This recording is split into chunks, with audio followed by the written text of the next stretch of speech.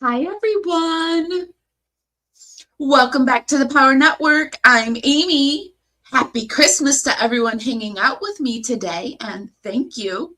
So, Christmas Eve went sideways. After we covered the Melodee Buzzard case and HTC's coverage, the analysis by Dr. Yawn dropped, and then Lauren popped up on Mormon Media Incorporated on Christmas Eve. Yeah. So we're going to walk through the day, what happened, and why my eyebrow is raised and my eye is sliding sideways. Let's get into it. Shout out to my replay crew. Love you, babies.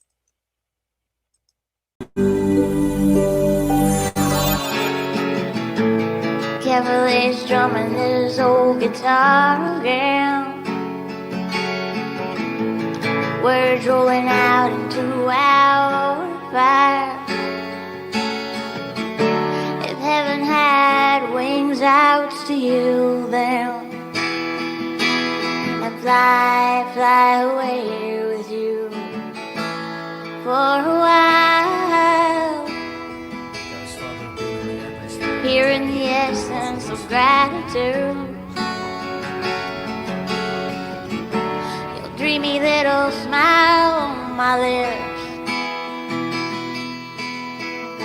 I miss my cue, but baby, I had you. Miss my cue, but I had you for that day. Here in the blue, I'm falling deep into you. In the essence of gratitude, I am so happy that I get to be here on this Christmas day with my power crew. Hold on, I gotta turn my volume down. You know what I realized too, just as I went live, I have Live Miss 2026, which technically Live Miss is going to run into 2026, but I don't know. I guess I'm ahead of myself because I looked at it and it said Live Miss 2026, and this is the literal thoughts that I had in my mind. 2026. I'm gonna have a hard time remembering that it's 2027 next year. That's because we never went through 2026. So anyway, welcome to my world. Merry Christmas, everyone. I am so happy that you all are here with me. Happy Live Miss 2025. I'll fix that for tomorrow, but today we're transported into 2026. What will your Christmas be like next year? Welcome to the Dragonflies stuck in strings. Stuck in strings. What a neat name. The Dragonfly is the membership program that we have over on YouTube. Today we're coming to you on YouTube, Facebook, and Twitch. So if we could just start that Christmas algorithm dance party and just warm up your fingers and dance them right up to the hearts and thumbs up button, helps us dance out into the algorithm party up there, bring more people back. It's just a free way to help me out. And it's really, really appreciated. Happy Christmas to everybody. I am so happy that everyone's here. I see all the Christmas greetings, and just know that I am sending them right back to you. This is actually the first Christmas in a long time that I've been upright. Upright, not in bed because I was sick or in bed because I couldn't face the day. So it is progress. It's taken me about 4 or 5 years to get here, but it's progress. And next year, who knows where we'll be in 2026, in the actual 2026. So a lot happened yesterday. I am convinced that Lauren is going nowhere. Nowhere. Dr. Yawn, yeah, he's so nervous, and I don't know if he's going to make it, but I don't think our Lauren is going anywhere. What do you guys think? Happy Christmas from France. Ooh, you finally made it to a live. Yeah, I'm so happy. I do the morning. I like doing morning lives, and I'm finding that when I do morning lives, I'm getting people from all over the world. So that's a lot of That's fun. I kind of fade at night. Because the bird wakes up at like 3 in the morning. So, it's like I've eaten, I've showered, I've brushed my teeth, I've had almost a full day already. No, what time is it? 8? Yeah, I've had 5 hours a day already. Okay, so let's get into this. I'm really happy to be here with you guys. Welcome to all the new Dragonflies. Thank you guys for watching my live yesterday. We got a lot of engagement yesterday, a lot of likes, a lot of views. And so I really appreciate you showing up for me yesterday. Let me get my screen situated. This was yesterday's live. I think we're up to 6K by now.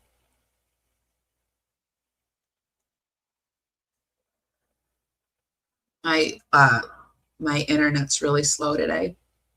It's been really slow lately, and it's been going in and out constantly. Almost up to 6K. Lots of watch hours, over almost to 3K watch hours, and over 28 new subscribers, or not over, 28 new subscribers. So thank you guys. Thank you for showing up. Yesterday's live was on the lives that they did the day before, and the chat noticing that something is distinctly different with Lauren.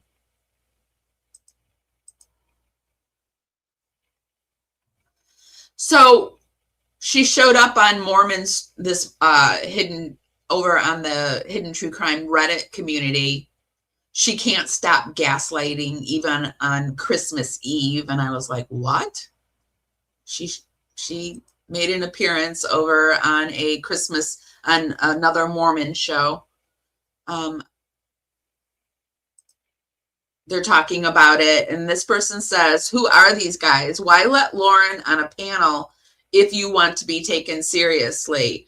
And this person says, I have no idea who they are, and I'm so glad. I can't handle much more disappointment in creators these days. I already unsubscribed to a bunch last year during a missing boy case because of creator drama that went wild with parasocial stuff. When I did a little research and found out how some of these people operate, absolutely disgusting.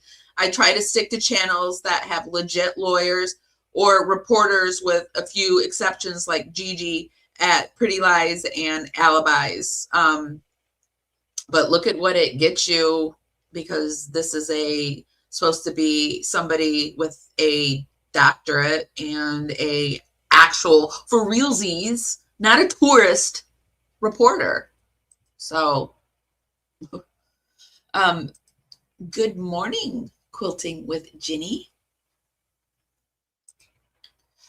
But I found the way she spoke so weird. Most of the time, I think I watched because I was trying to figure out what she was about, etc. And I thought Dr. Yawn had, I mean, I don't fault anybody for watching them. I did see, when I was doing my research this morning, I was in StreamYard and I saw her face pop up. So I was doing something I was uncovering the suffering endured by the Delphi case victims. And here is a little something where Lauren popped up. Debris from the creek and from the ground on her feet. So it certainly indicates that at some point during this encounter, her shoes were off and then put back on. I also noticed you could only see one of her shoes in the photographs that were shown in court. And in that photograph, her shoe appears to be untied with the tongue pulled out of it. She comes other than their heads were were. Up in just a second. But they were still a couple of, maybe 2 feet apart where their feet were. We're out of time for now. We're out of time for now. I'm Vinny Politan. We'll keep digging for answers as the investigation continues. Okay, let's keep going. We have this woman who reports what she saw and heard in the courtroom. This is 7 gruesome moments in the disturbing Delphi case. But she talks about the blood spatter and how the girls were found. YouTube channel. It's quite clear. I say this woman. I don't even know her name. I wouldn't have even been able to tell you her name, her channel. I just recognized her because she has a weird face. Like, I was thinking about that yesterday, and like, I think we all go around trying to pretend like we don't notice the weirdness of her face. But I probably, like, back in the day when it was okay to be a Gen Xer, I don't know, or just like describe people's physical feature, I probably would have said that news reporter that has a psychologist for a husband, her face looks a little weird. I probably would have said that. But anyway, this is what I did do some videos of her, but I am curious to see what I said. And she's been attending the trial in Delphi each day.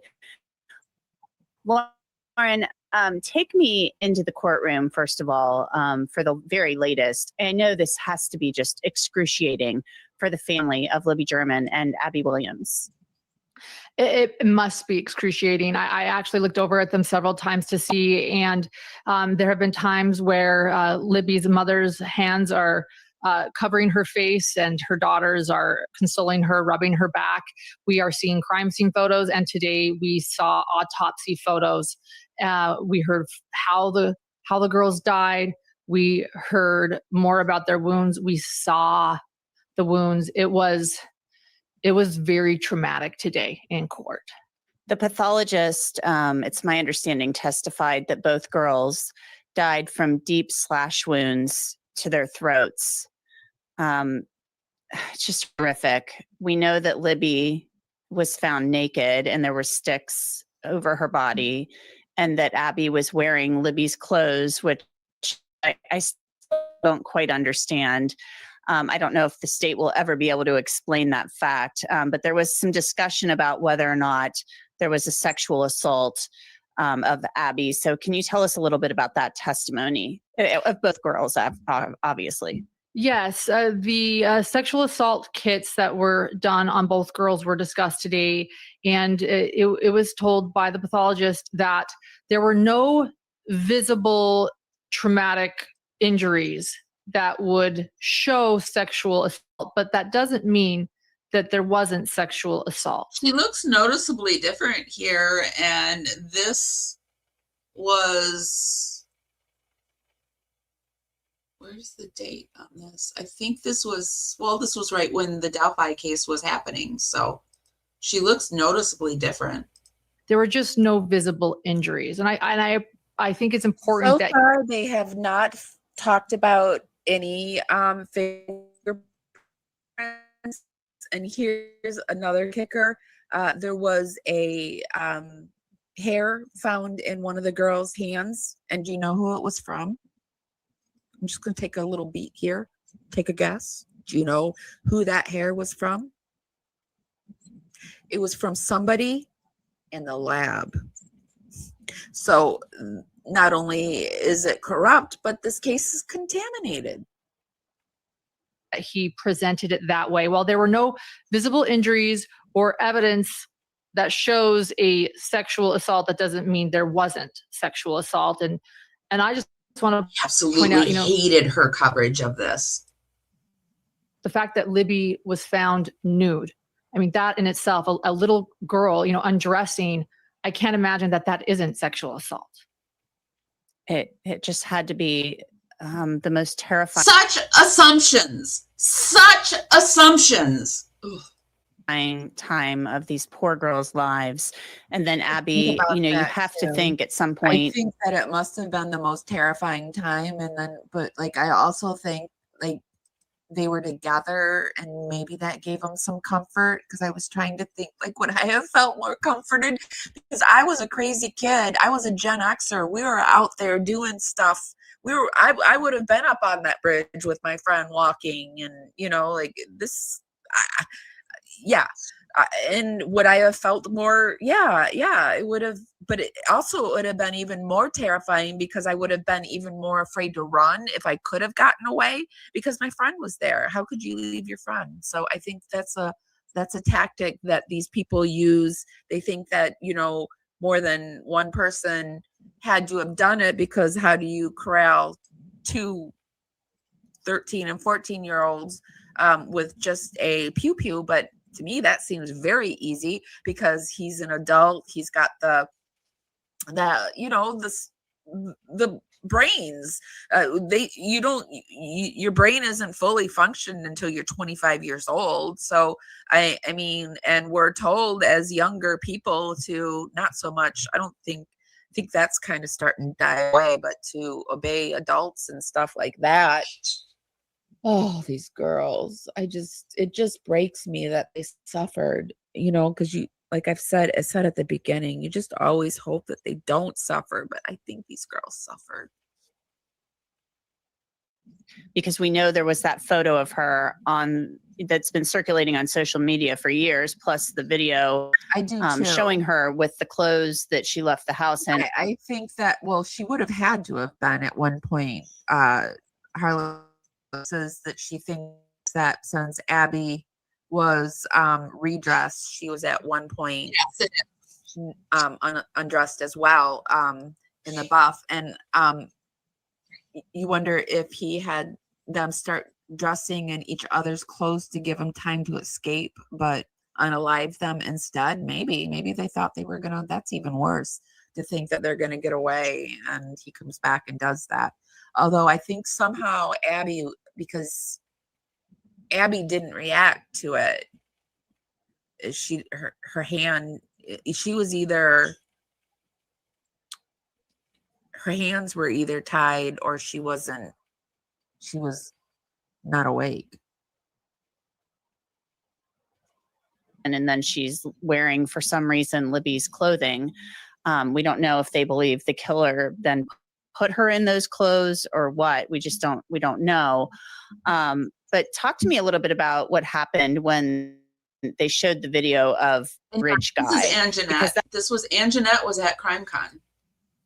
That happened in the last day or two, where the jurors were presented with Jeanette will never have our Lauren back on her show, and if she does, I will lose all respect. We've seen the enhanced video over the years, but we've never seen that full video. Right. The full video, turns out, was 43 seconds long. We watched it a few times in the courtroom. At first, the first time you see it, you can't. Speech is a lot better in this video too. You can tell she's not slurry. She does have a certain way of speaking, but we all do. I mean, but she's not slurry and she's not delayed. So unless you have really good eyesight, you maybe even miss Bridge Guy in the background behind Abby. You have Libby filming, and you have Abby sort of out on the bridge, and you do see somebody in the background, but the cell phone is kind of going up and down. And I think that maybe this is my perception, that maybe she was sort of trying to pretend that she wasn't necessarily filming, because then she was, Lauren. What? Of course she was. Is this the kind of content that she was putting out, and people were like, oh, you're so brilliant, nobody can cover it like you? Of course she was. As Abby came across the bridge, the phone started to point at some gravel, and that is actually where you hear down the hill very faintly, and you don't see Abby's face. You see the gravel, you see her pants, you see quite a shaky video, and you hear this voice, what sounds like a little girl. I wrote in my notes, it sounds so young, where she says, there's no path. As in, it's so ominous. It's like they realize they're at this dead end, and that they're on this other side of a railroad bridge. Nobody else is around, and a man is stating to them down the hill, and Abby or stating there's nowhere to go, essentially, but saying there's no path. It's such a heartbreaking thing to hear. Because I actually compare her a bit to Gypsy Rose Blanchard. After seeing Gypsy Rose and the fact that it doesn't matter what happens, she still comes back. There's just some people that have that ability. And actually, it's an ability that, as much as I dislike, I kind of admire that. Like you can just keep coming back. I mean, and that's kind of how the world's getting, because people are living to film you or shame you or do whatever to you, whatever they think is shameful. They don't take into account that maybe, like, how about you present your resume of stuff? And how about we try to shame you? Like, I don't, anyway, but I'm not saying I like these two individuals, but I always try to, I don't know, it's a way that I don't like seethe and burn up with anger. I try to find something good, because I feel like even the worst individual has something good in them. And yeah, but they're like cockroaches. They're not going anywhere. Girls, I mean, they're complying with an order from an adult. And the theory is that there was a firearm present to get them to comply. So you have to imagine they're just terrified. I mean, I just can't even imagine. I can't imagine either. And the more we learn in court, the more brutal this crime becomes. It's really resentful that she had her ass sitting in court reporting on this Delphi situation. She did it so slanted, and that we weren't even allowed to see what was going on. And so this woman, who's been proven to be a backstabber and a slanted reporter, is in there reporting, and I don't know. Right, to just, I cannot imagine what those two girls went through in their last hour. But at least we agree on that. It's just awful. There have been a number of witnesses who testified. It's been awful for those two girls, because like I said, I was an adventurous girl, and I was out, like, and we came back, we went out with, when the sun rose, we went outside, and when the street lights came on, we came back, right? And there were no cell phones to tell the mom where we were. We basically gave her a general overview of where we would be, but we were not there. We went much further than what they ever imagined we went. And I mean, for example, one Sunday I woke up I was spending the night at my friend's grandma's house, and this was like in the junior high era, and my mom had just remarried. We had moved to a new place, and I didn't like the new school.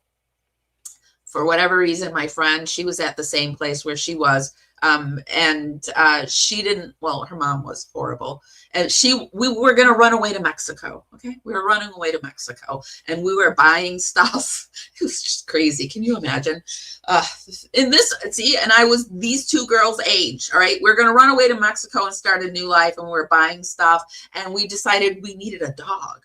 That's what we needed. We needed a freaking dog. So we woke up that morning and went and back in the day, you would open up the newspaper in the classifieds, and we got in the classifieds. And don't you know, I grew up on 9 Mile in Detroit. So like Eminem grew up on 8 Mile. I grew up on 9 Mile. But at the time, we were over on 13 Mile. And we decided that we found a dog on 8 Mile. So we were going to drive. We took a taxi cab to 8 Mile. Yes, we did. And we were anyway, I'm not going to, I don't know if I should finish the story. But we were doing crazy stuff. And we hitchhiked back. All right, there it is. We hitchhiked back to 9 Mile. And then we walked from 9 Mile to 13 Mile. And we told her grandmother that where were we the whole day? How did we get away with being gone the whole freaking day?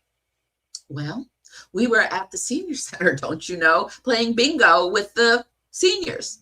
And that's where we were for the day. But that's really what we did on that day. And so I'm just saying that I can envision, like, I must have so many guardian angels hanging over me, because from day one, I have been a wild child. All right. I try to calm myself down all the time. I try to do adventurous stuff now that's non-dangerous. You know what I mean? Well, I'm afraid of heights, so I'm not going to jump out of a plane, but that kind of idea. So I just can really see myself in that type of situation, horrific situation. And the fact that Lauren, Matthias, and Dr. John provided such horrible coverage. And I hear from a lot of people that is the turning point. This case was the turning point for them. The slanted coverage that they provided was just awful. But anyway, we did a little bit on it. Do I talk about her at all? I'm just trying to see if I mention her at all. Just curious. Yes, we've heard from Sarah this morning in court, and Sarah testified, and she testified with certainty to the point that she says that she was driving. It was around 4 p.m. because there is surveillance camera capturing her driving the direction she says, and it was just before 4 p.m. on February 13th, 2017. And she frequented the Mona High Bridge Trail daily or often. She lived nearby. She would walk her dog there, and she says that on the side of the road she saw a man. I got my first ticket on Gratiot, because you know how we used to go cruising on Gratiot? Like my parents, the boomers would cruise Woodward, and then the Gen Xers, we cruised Gratiot. And I was out there 15, same friend, 15 years old. She was 16. We were cruising Gratiot, and she got pulled over. She didn't get a ticket, but I got a ticket because apparently there was some kind of curfew and I wasn't allowed out there. So when the ticket got sent to my house, I gave it to my sister and she signed it. And so parents never knew about that either. This is a Christmas, like, I feel like I'm unburdening all my Gen X ways. But yes, Gratiot. I know Gratiot. You probably know Gratiot too. Muddy and bloody. She repeated that it was certain that is what she saw, that he had mud, especially at the top, and then he was bloody. This woman became argumentative during her testimony. Her first times, she just said that she saw a man that was you did too, muddy. But on the third time, she added bloody into it. Isn't that crazy, Jay? And we were probably cruising the same days. That's crazy. Third time, isn't that? And she became very argumentative over this. He lowered down on his pants that there was blood. And she then says that after she saw him, she learned about the two missing girls. When she learned that they were then found deceased, and then she learned about Bridge Guy and saw the photo, she thought that was absolutely him. And then that is when she decided to share this with police. She sat on it for 2-3 weeks. She saw all this, she knew all of this, and she sat on it for 2 or 3 weeks. I was in Royal Oak. Now, defense, the cross-exam was interesting, and they claimed that she's allegedly changed her testimony over the years, that she originally just said muddy, muddy, muddy. And then the next interview, she said muddy. And then the next interview, she then stated bloody, but not muddy. She was fairly defiant with cross-exam, saying that her testimony has never changed, that she has always said muddy and bloody, and that if there is some interview that's missing, she actually alleged there might be missing video of a third interview. It was quite an interesting moment in court that that's not on her and that's not her issue, but that so willing to just, like talk this away, but not willing. A psychologist is not willing to admit that throwing a man into a prison, holding him in a prison, would not in any way induce a false confession the way he was treated. Okay, so anyway, do I ever talk about? Always said that she saw a man who was muddy. Involved in this, and of the bullet found at the scene. That's going to be a major point of contention. The state says it was cycled through Richard Allen's gun. The defense is questioning that assertion. So they really were grilled by the defense team. They really were. And I actually think that the defense, in my opinion, from what I saw, I think we're going to move forward. Here is another one with the 8 disturbing updates in the Delphi. I don't even say it. Trail firearm, but yeah, he's talking. Okay, so I mean, I didn't really say anything about her, but you can tell that usually when I like somebody, you know when I like them, because I'll shout out their channel a few times and I'll say, go over and check it out, blah, blah, blah, blah. I didn't say anything. So that was me trying to be nice. Okay, let's keep going. Now, I had never heard of this channel called Mormon Discussions Inc. Or is it, Incorporated, Inc. Incorporated, Inc. So a radio-free Mormon Christmas Eve. So they invited her on, but they didn't have her on the whole time. Where is she? Comes on right here. So we'll start out at the beginning of the stream and then we'll pop it over to her. Just, I want to start at the beginning so we can get an idea of why they're doing the stream and whatnot. Be sure to give this live a thumbs up, guys. Helps me dance out into the algorithm and party out there. And if you like my content, please consider subscribing. We are trying to get up to 10K by 2026. Even though I popped us forward to 2026 today, we're up to 9,601. So we're not that far away from 10K. I have hopes. I think we can do it. Don't you? Let me. Oh, and Jay, we've all missed you. I'm glad you're back. It was one of those moments where it was overwhelming and underwhelming at the end. And at the end of the show, I'll tell you a story about why it is that I connect so much with that and why it is that we have this show. And hopefully we have a good time and we make a connection and we say, God bless us, everyone. Amen. All right. Well, if you don't have anything else to add, we can start with this cavalcade of stars. Let's do it. All right. So first up on the list is a fellow that needs no introduction. Was that the beginning? Good evening, everyone, and happy Christmas Eve. And welcome to the 3rd annual Radio Free Mormon Christmas Eve special. Oh, it's can you believe it? The 3rd annual special. Wonder if she made it to the 1st and 2nd annuals. So, Bill, how are you doing? Excellent. Year number 3, and I'm grateful to have been part of all 3 of them. And this is going to be such a fun night. Congrats to you for doing this. I think it's such a big thing and such a joy for people to be able to enjoy Radio Free Mormon's 3rd annual Christmas special. Yep. And you know what really what humbles me? Not much. But what humbles me is... I wouldn't say having Lauren Turd on. That's not... I mean, that would humble me. That would make me like want to go away forever. I lose... All right, let's just figure out who these people are.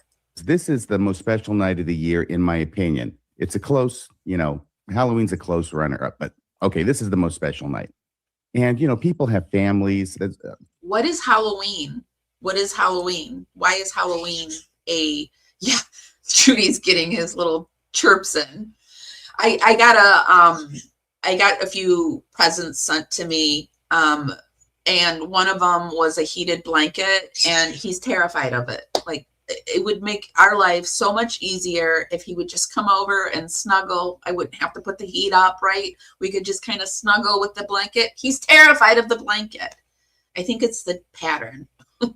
So he won't come near me, and I love the blanket, and so we're like in a little bit of a standoff. But yes, he has to come in and chirp, and he also won't go in the shower. So I don't know. It's going to be one of those days. So I hope you don't mind, Junie. Christmas Eve and the number of people who leap to come on the show, to be here to wish all the listeners a Merry Christmas. And we want to wish a Merry Christmas to everybody in our viewing audience, but especially we have this show for those who may be alone. So I want to go actually and see first, what did I do here? Or without loved ones, or particular loved ones. I want to look at this Mormon Discussion Inc. because I don't know who they are, what they're about. Are they anti-Mormon? What are we doing here? What kind of Mormonism are we getting? Welcome to Mormon Discussion Inc., a 501c3 nonprofit dedicated to helping you navigate your faith journey, deconstruct unhealthy beliefs, and apply critical thinking to religious systems. We prioritize individuals over institutions, providing podcasts, live shows, and community support to help you process doubts and make informed decisions. On this channel, you'll find the Mormon Newscast, Mormonism Live, Radio Free Mormon, and Mormon Discussion podcasts, each offering unique perspectives on faith, history, and current events. So is this anti-Mormon? Is this ex-Mormons? Or is this Mormons just living a different way? What kind of Mormonism is this? Our weekly lineup includes the Mormon newscast. This sounds like a Mormon show. Mormonism live deep dive discussion. Mormonism after dark. Radio Free Mormon. Sharp analysis and storytelling.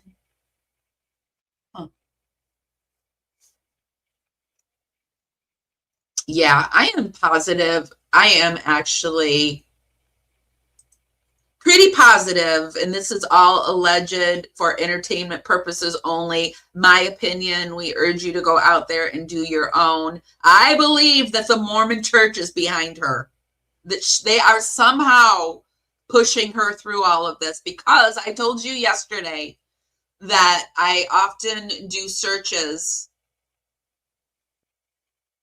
on hidden true crime, where they're at. Let me find where I did it.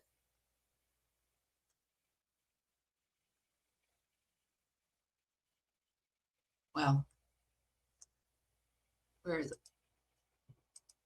Where is it? I'll just do it right here.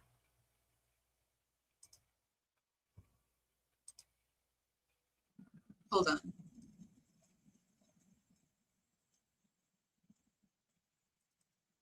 Hold on 1 second, you guys. I gotta rearrange my screen. It stopped sharing.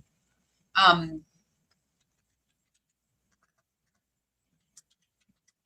me do this first. Okay, so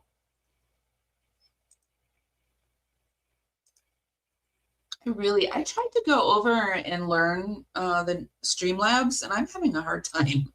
I feel like a boomer. Thinking about even taking a class or something, because I can't figure out the widgets. But and I hate the new things with StreamYard. I've said this before, but I really hate when you put the comments up on the screen and it takes up the whole frickin' screen. But I do read, I type in hidden true crime into my Google.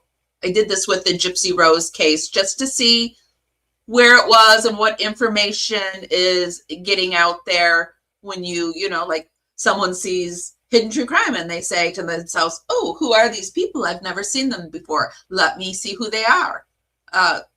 They have it so that not much except good stuff pops up. Yesterday, only good stuff popped up. Today, it was a little bit different. I noticed this is the person that's back, this daily dose of Dana. Whenever she talks about hidden true crime, that seems to pop up. This fake news story that we read pops up. And it's the stuff that's slanted towards her actually being stalked. The videos that pop up are Dr. Yawn's, The Price of Truth, the 9-hour one, and I Can't Stay Silent Anymore. Their podcasts, the Reddit, even a good Reddit page pops up. So just keep sharing. Like I said yesterday, just keep sharing, not just my content. Share all of the creators' contents that's trying to get the word out there so that we can get up there in the Google algorithm. I was really excited when I saw that Jay's video, the Hidden True Crime Christmas song, she said it made it in the top 100 hype. Someone asked how you hype videos when you're on your cell phone or tablet, not on desktop. And I don't know if it's on TV because I don't watch my stuff on TV. But when you're on your cell phone, there is a hype button that you can hype. And I think they're getting it from, this is like a TikTok thing where you can hype. It's so other smaller content creators can get noticed. And Jay's funny Hidden True Crime Christmas song got noticed. Here, let's take a look at it, because I need to move Junie around anyway. John that's roasting on an open fire, false alarms nipping at your nose. Holiday spirals climbing higher, while the truth quietly tiptoes.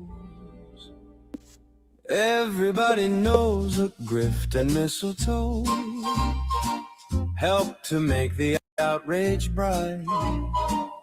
Checking Reddit with their eyes aglow, clicking live again tonight.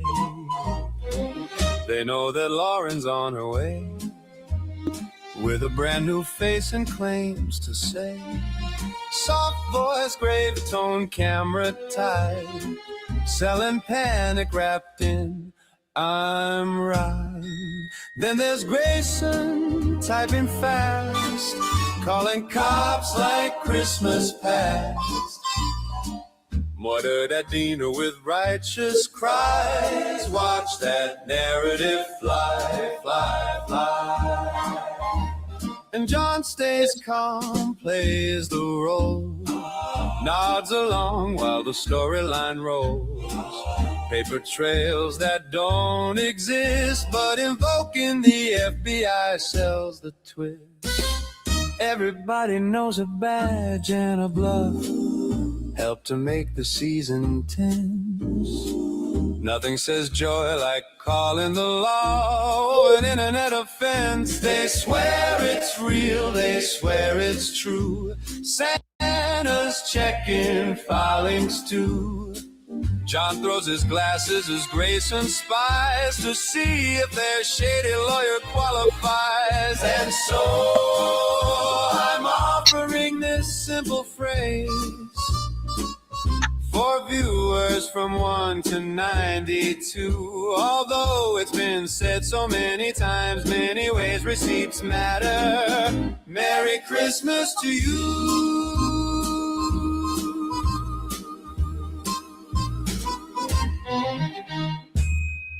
My favorite part is John throwing his glasses.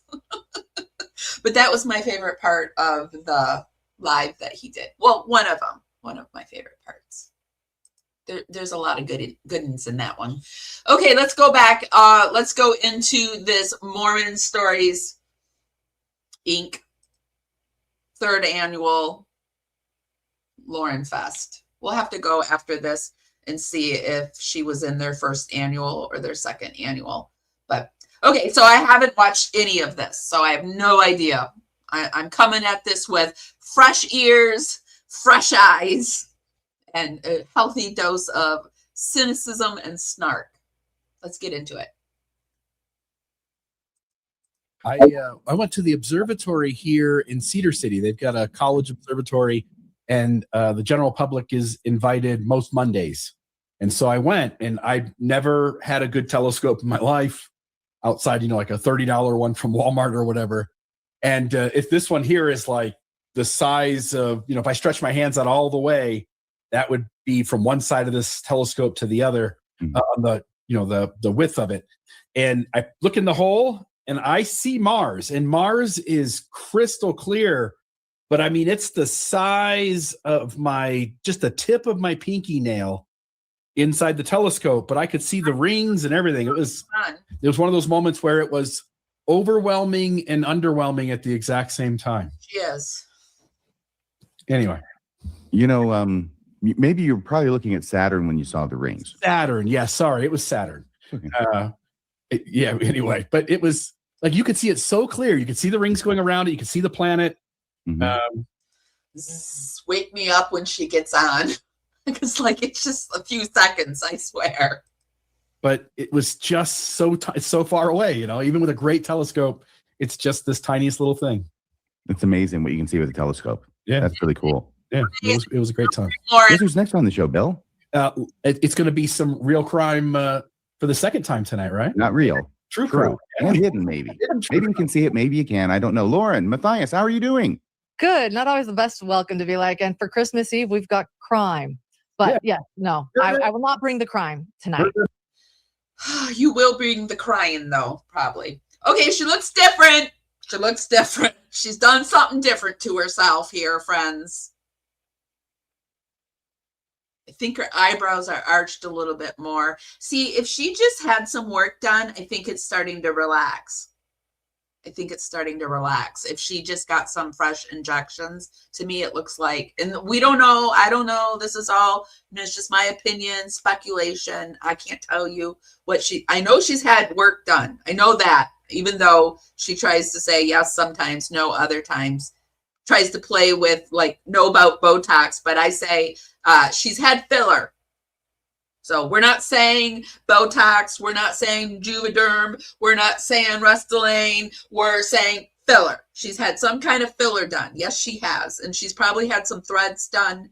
And she's probably had a lot of like laser. And yeah, so it could just be finally relaxing. The mystery. Don't worry. Yeah. No crime. No crime. Megan is doing crime too. Yeah. I also think it's very interesting that they bring up Megan. They're bringing up Megan.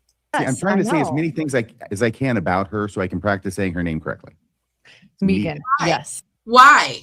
Why all of a sudden are you trying to practice Megan's name? What? Why do we need to? Why? Over on Reddit, I noticed a thread saying Lauren and Megan recruiting. I've watched for 5 years and never saw them focusing their time on Mormon discussions to this extent. Now they're suddenly in the chat recruiting.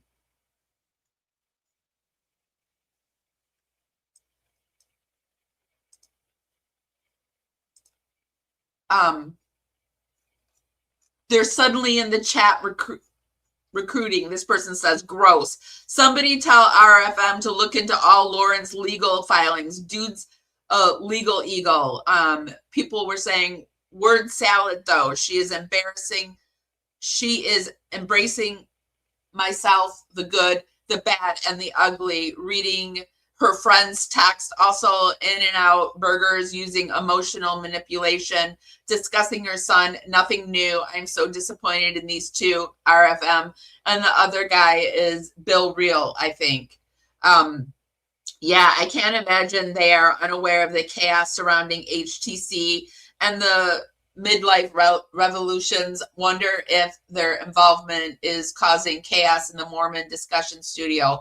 Would love to hear Kara Burrell's take on all this. And I don't know. I actually don't know all of these people's names. I did see Kresha said she's going to be going live and talking. I think she's going to be talking about this. So it'll be more, I mean, she'll be able to expound on these people, I'm sure. And hopefully we'll be able to get that Mormonism live together. Megan was on this show earlier in the episode. Oh, she was. Oh, okay. I'll have to pop it back after we're done with our LT.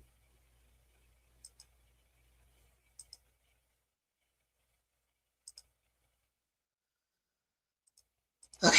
Megan. Yeah, she's also why are they suddenly why is Megan all of a sudden on this show? And why is Megan being propped up? And Lauren too. They are, I believe, and this is just my opinion, I believe they're being paid by the Mormon Church. I really do. I think, and somebody said to me that I'm a hateful person for talking about Mormons this way. But this is just my opinion. I can't stay quiet about it. I'm sorry. I tried to be respectful. And, you know, first I said, to me, it seems like Mormonism is a lot like Scientology. And a lot of people see it. And I don't know. I think these are things that should be, that it's time that they're discussed. I really do. And I'm seriously not trying to offend anyone. I'm not. I like try to be the least offensive. I don't try to put stress on anybody. But you also have to remember that this kind of stuff puts stress on other people, right? So it's like a two-way stress street, right? And if this isn't for you, then there's other Christmas podcasts out there for you. But I just really, my antenna are up. Jay is actually the one that took me down this rabbit hole, and she did it by saying that she thought that some of the news outlet were paying for Colby's sign and what's her name, Trisha's sign from Web Sleuths. And then I started thinking, wait a minute, does that happen? Like, I'm so new to this, you know, like I didn't even know, like when we found out about Annie Elise over on Reddit and purchasing, buying, reserving names, snark names, right? I didn't know. So like, we're all learning. I'm learning stuff with you guys. So, and then it like this ding, ding, ding, ding. Wait a minute. The Mormon church is trying to rebrand itself as the hip LDS church. And why wouldn't they? Why wouldn't they? If I believe they're like Scientology, do I not believe that Scientology? I mean, why do you think Scientology is in Hollywood? They got all the famous people, right? So what? And if there's the rumors that the Mormon church is giving money to influencers, and she's an influencer, so to speak, in the true crime arena, why wouldn't they? That's just my opinion. We often talk true crime together. Yeah. But we will leave crime home at Christmas Eve and not talk about it here. Well, but so nice to see you. Yeah, you too. Thank you for having me on. I just want to say it means so much that you do this, and I'm honored to be here for a second year, and it helps me on Christmas Eve. So it's her second time. So that's Laurenese for sucking up. I wonder if we could ever get some text from Lauren about these people, right? You know, they're out there somewhere. She texted someone about these people. Ugh. Say that. So thank you for doing this show. It means a lot that you do this for the community. And then I loved Colby and Cammie's tradition that they shared. That was impressive, and that was heartfelt. Was Colby on here? Oh, there I see Megan. So she's bringing up Colby in this. Was Colby on here?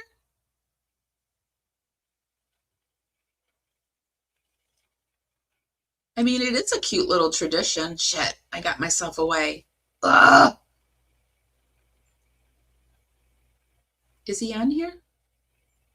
Well, anyway. Damn it. No crime. No crime. Megan is doing crime too. Yes. See, I'm trying to say as many things. Megan! It means really, really good fries. You take fries that are. This is really real, you guys. I got us too forward. Here we go. After this, be taking my family to In-N-Out Burger. That's what we do on Christmas. So that's cool. You know that when now is Grayson going to In-N-Out Burger? I do have questions, and Reddit had questions about this too. Did Grayson go home for Christmas? Somebody said they saw the dog. Is the dog's name Lily? Somebody said they saw the dog. The dog somewhere in one of the something that happened yesterday. So, did you think Grayson went home today? Cammie and Colby's kids grow up, they're all going to have long hair, wear beads, and live in San Francisco. Right. Right. And my family's cholesterol will be high. But hey, it works. It works for us. When our child was his first Christmas, we were tired, older parents, and all our plans went out the window. And we said, let's just go to In-N-Out Burger. And we've been doing it ever since. So, yeah. And they're open this late on Christmas Eve? They are. For those that need a late meal on Christmas Eve, you can. You know, those In-N-Out workers, you know, they don't deserve to be at home for Christmas Eve. They deserve to serve Lauren and Dr. Yawn, who probably shouldn't be eating In-N-Out Burger. And I say that because they have shared that he is not in good health. He has high blood pressure and all these other things. So should that really be something you should be doing, Lauren? Is it really necessary that you do that? And also, you tried to make it seem like you're so in love with your son, but this text just popped out recently that says, yeah, wouldn't touch with a 100-foot pole, but it is a possibility. I go out of town next Wednesday, late, and kind of excited while I'll be working full time. My evenings for 2 nights will be without the most needy toddler I've ever met and a husband who also wants attention. And I'm going to edit and work all night. So we know how you feel about these people. We know, because you've told us, you've told people, well, whoever you told in the text, right? You couldn't stop your texting little bumbling fingers, telling your whole inner workings of your evil little mind, and it's all coming out. But you're a cockroach and you're not going anywhere. Snag yourself some animal fries at In-N-Out. They are open late on Christmas Eve. So. Animal fries, that means something. What does that mean? It means really, really good fries. You take fries that are fried and then you put sauce on them and cheese and bacon and grilled onions, and they're delicious. Animal fries at In-N-Out. So they're just like really, really calorie and fat laden. Yes. That's the animal part. Yes, 'tis the season. So. Not unhealthy enough just being French fries. No, In-N-Out is going to one up that. Yeah. I went to one In-N-Out burger the first time this year. Really? Andy Bell took me, and it was wonderful. Really? And did you see the scripture on the bottom of the cup? So I guess I say that to make myself feel a little bit better, you know, as some of us celebrate Christ, you know, it's the Christian thing to do. Go to In-N-Out. So you have a John scripture in the bottom of each cup. I don't know if I enjoyed the food more than the seagulls, but it was really good. Doesn't seem as medicated today, though. I will say that. Good. What are you talking about? A little more chipper. She's a little more cheery. The same scriptures on the bottom of each cup? On an In-N-Out cup. Yeah, if you order a soda or lemonade or a root beer, someone help me remember which scripture it is. I'm sure it's 3:16. I think it might be, I don't know which one. That'd be 3:16, right? For God so loved the world that he gave his only begotten son, that whosoever believeth in him should not perish but have everlasting life. Something like that. Yes. That's in the version that the Mormon church doesn't use exclusively anymore. Do they not? No, this is on the news. Well, the newscast last Monday. Yeah. Interesting. You teach. I need to get caught up. What don't they use exclusively? I'm sorry, I missed that. I have to take us back just a little bit.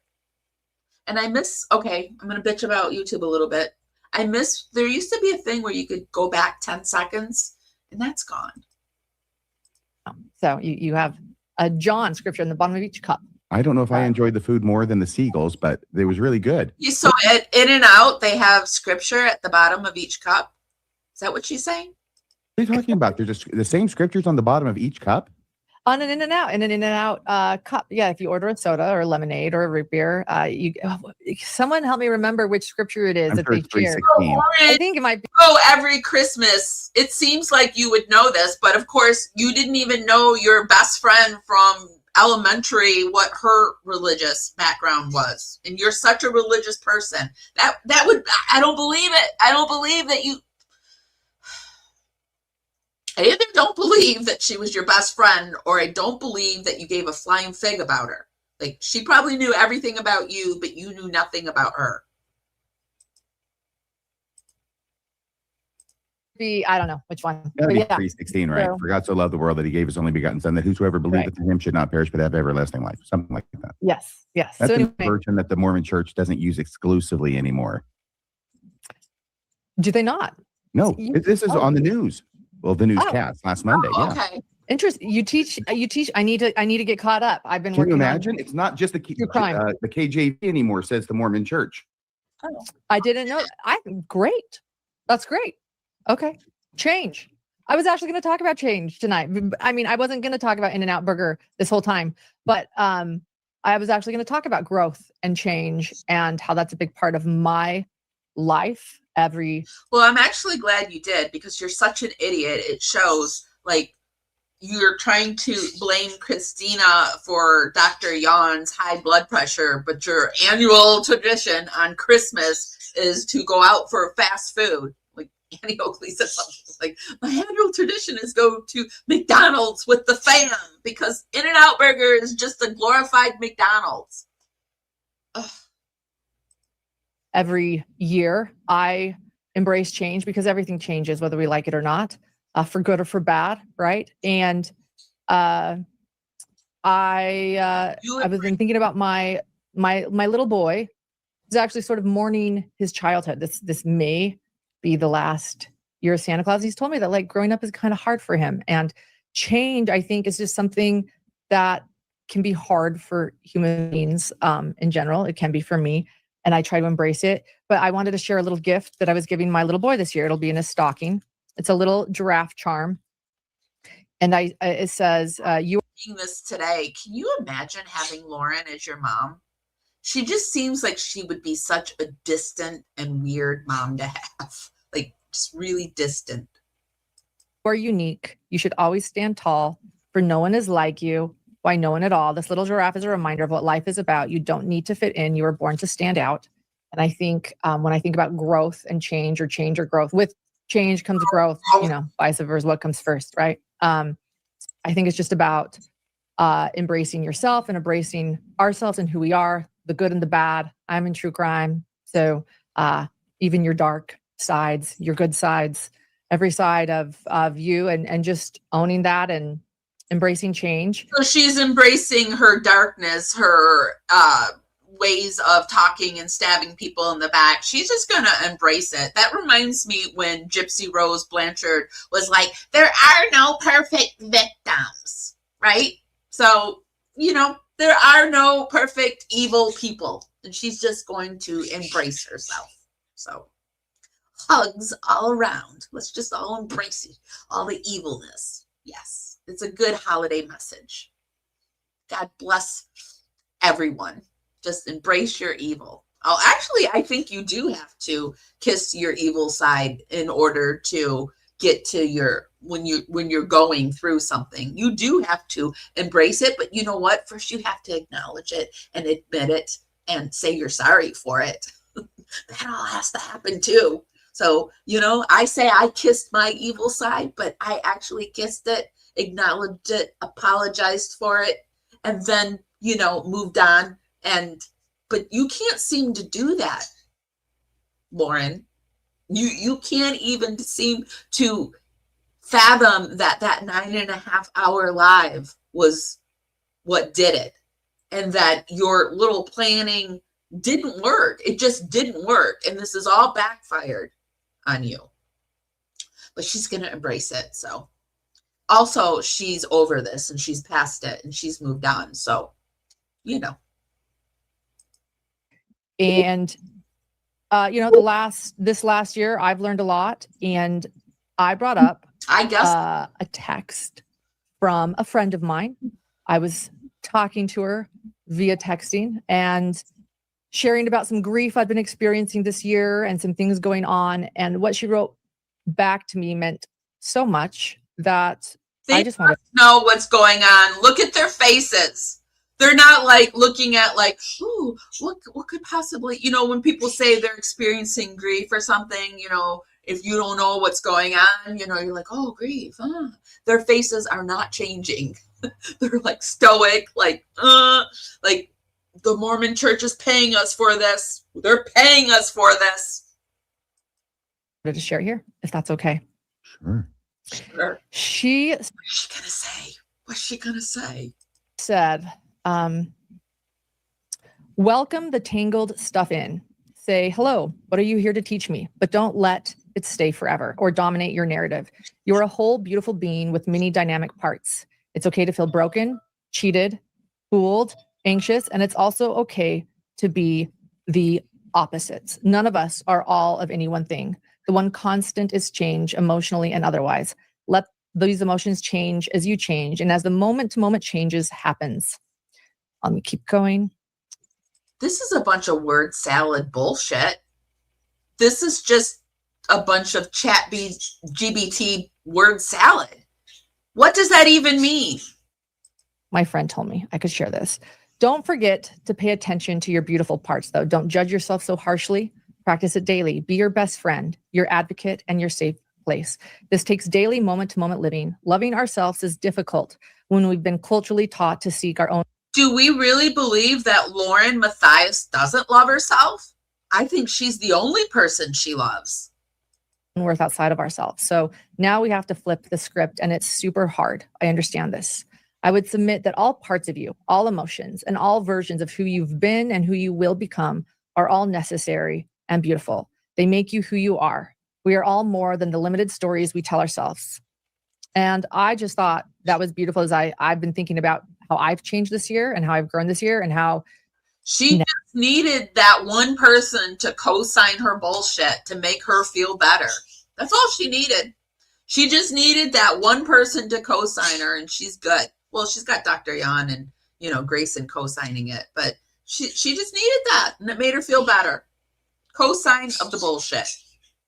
Next year will continue and things change for good and for bad. You know, sometimes I want to stop time. I want to embrace this probably last year of Santa Claus. I want, I think my son does too. I want to, you know, keep these moments forever and take pictures of what I'm afraid to lose, and realize that next year I will believe different things than I did last year. How old is her son? Like, is he like turning 21 or something? What? Isn't he still like in the single digits? How old is her son? And, you know, for good or for bad, but to love and embrace change, and to love every part of who we've been in the past and in the future. And to... How old is her son, really? Do we know? He's not even 10, 11, like he's still in the single digits. So how is this possibly his last Christmas as a child? And like, she's acting like he's turning into a teenager. Is he like turning 13, 14? Like what is going on? Why is this his last Christmas as a child? And why are you not protecting him? This is not the flex that she thinks it is. It just really is not the flex that she thinks it is. But I guess if you don't know her, like I said yesterday when we were watching her hidden true crime lives, people don't know about this. And I showed you just doing the Google of her. People do not know about this. And it just,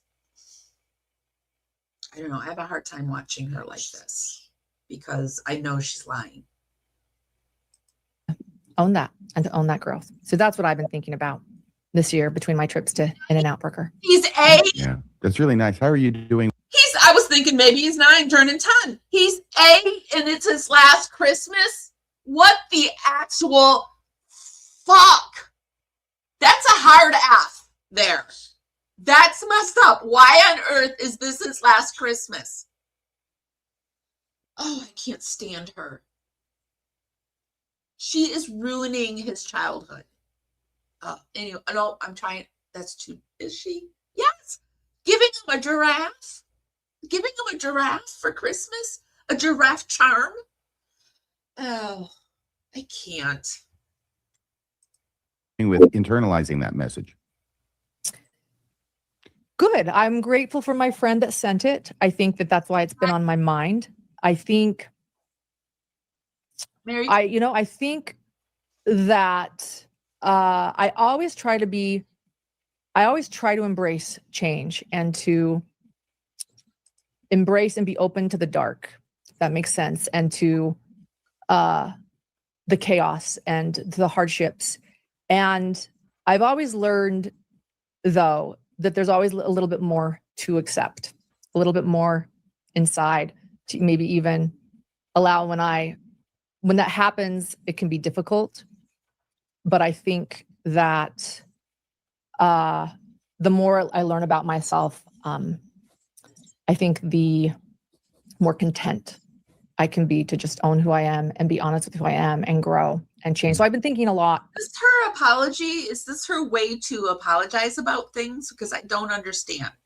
I don't understand. This is like when people do those random Facebook texts where they're like, I don't care what she says. I am still going to do something, or, like, it's just like nobody in the world will understand what it means, but it's just like, it's like they want attention. I feel like this is what we're getting here. I know who I am now. Nobody can stop me. Okay. Okay, we know who you are too. about that. I don't think I'm being very eloquent right now. No, you're not. That was a good question. I haven't thought about it. I don't know if I'm like pinpointing it very well, but I think that I'm learning a little bit more about myself, embracing a little bit more of myself, the good, the bad, and the ugly, and allowing it to happen. And just trying to, be okay with who I am. And the reason I don't ask know is if that makes because sense. usually I'm my own worst enemy. Yeah. Yes. I think that text came from my friend when I was being my own worst enemy and there was shame. And so I think maybe that's where the, it's been a good show. I don't know if you've seen it, but K-pop Demon Hunters. Have you heard of it? It's a great children's show on Netflix, K-pop Demon Hunters. It's a lot about shame. It's a lot about digging into those parts you don't like about yourself. And they totally don't get what she's saying. She is sitting here saying that, she's basically saying what Gypsy Rose has said. No, there are no perfect victims. Lauren Turd is a victim, but there are no perfect victims. Sure, she's backstabbed people. Sure, she's plagiarized. Sure, she's tried to put some people on a tether and in jail and prison. And sure, they wanted the FBI called. And sure, she set up a whole group of people. And, we all make mistakes and we all have our darkness. And yeah, that's what she's learned this year. Go watch K-pop Demon Hunters. You'll learn more. Being your worst enemy and sort of embracing all of it. And I think that's maybe a little bit of what I'm trying to tell my son with this gift too. You're unique, always stand tall, for no one is like you. I know it all. This little giraffe is a reminder of what life is about. You don't need to fit in. You were born to stand out. So I think I am trying to just, learn to love every part of myself. And I hope that others can do that too, because there's freedom in that, and freedom in embracing change and growth and hardships and grief. There's been a lot of grief this year for me. I had a loss of a brother, and grief isn't a linear line. It's up and down. And I guess I'm not making a lot of sense. And this is like a little therapy session now before. Sometimes feelings don't make sense. But if it made sense, they wouldn't be feelings. I think that's right. I'm not sure. Sure. What do you think, Brett, I've been watching all night, and Brett Metcalf said it well. He gave grace and respect to anyone and everyone. And I hope that, everyone can do that for themselves too. I think it's easy to say, love one another. We're taught that, but also make room to love yourself, your flaws, your imperfection. Love one another, but if the one another's don't like you because you're being a real dick, then just love yourself. That's what she's saying. Merry Christmas. And it's beautiful. And so give grace to others, respect others, but also, give that love to yourself too. The K-pop Demon Hunters is the most highly requested cartoon by my grandkids. It is wonderful. Yeah. And I don't know have you watched it, Bill? Have you watched it with them? Yeah. And all of that's what they had to say. They comment on the K-pop Demon Hunters. And they would like to watch it over and over again, but I've seen it once all the way through. And are you singing along with it? Say it all. Seriousness, I did the same thing. K-pop Demon Hunters stood out. You've got to. You need those songs, man. They are catchy. You play those in your car. I mean, it's great. I didn't think I would like it, and I very much enjoyed watching it with them. RFM, you got to watch it. It's K-pop Demon Hunters. K-pop Demon Hunters. Is that right? K-pop. It's a good one. K-tel. But Bill, that's what I took out of it, though, was this sort of discussion on shame and how we all sort of hide a bit of ourselves, and we all have this shame. And when you embrace that, and are okay with that, and whatever it is, and just be who you are, you can be your best self. So I think it's what I'm trying to teach my son right now. It's something I'm trying to embrace as well. Yeah, I won't give away the show for those. I'm trying to teach myself right now you know, if my son happens to be around, he can learn how to be a narcissist, borderline personality too. Fine. Who haven't seen it, but there's a character in the show who pushes back against a thing when in the mirror that person is the thing. And anyway, I just there is a bigger story being told if you pay attention. So I'm so glad that you picked up on that and shared that with us tonight, Lauren. Yeah. Then I also just want to say to those that are alone this Christmas, I'm thinking of you. I have been alone on several Christmases. Maybe that's one reason why I want to make time stop right now, because I'm lucky to be with a family I love and it's precious for me. But I've also been alone and I've also had hard Christmases. And so I'm thinking of everyone wherever they are this year. A lot can change in a year, for good and for bad. And so I just want everyone, I thank you for doing this again, Bill and RFM, because I'm thinking of everyone out there. So I know that Christmas can be beautiful for many and it can be really hard some years. And so, yeah, I hope everyone's okay out there. Thank you, Lauren. And Merry Christmas to you and to your husband and to your son. And I just hope you have a wonderful new year. Yeah. Thank you. You too. Sorry for your loss. Bye-bye. Thank you. Bye. I don't quite know what to say to her. I want to see if we can find last year's Christmas episode, actually. Why does it keep doing that? Well, you never know what's going to happen on the Radio Free Mormon Christmas special. Let's see if I can see what went down last year. I didn't realize she was on multiple years. Okay. What do you guys think about all that?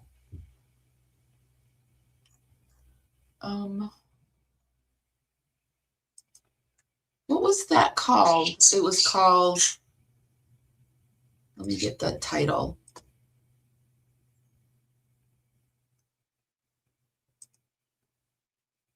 A Radio Free Mormon Christmas Eve.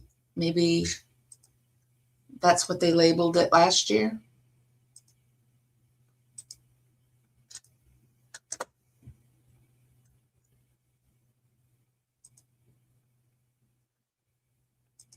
Okay. A Radio Free Mormon Christmas Eve special 2023, 2024. I bet she was in 2024.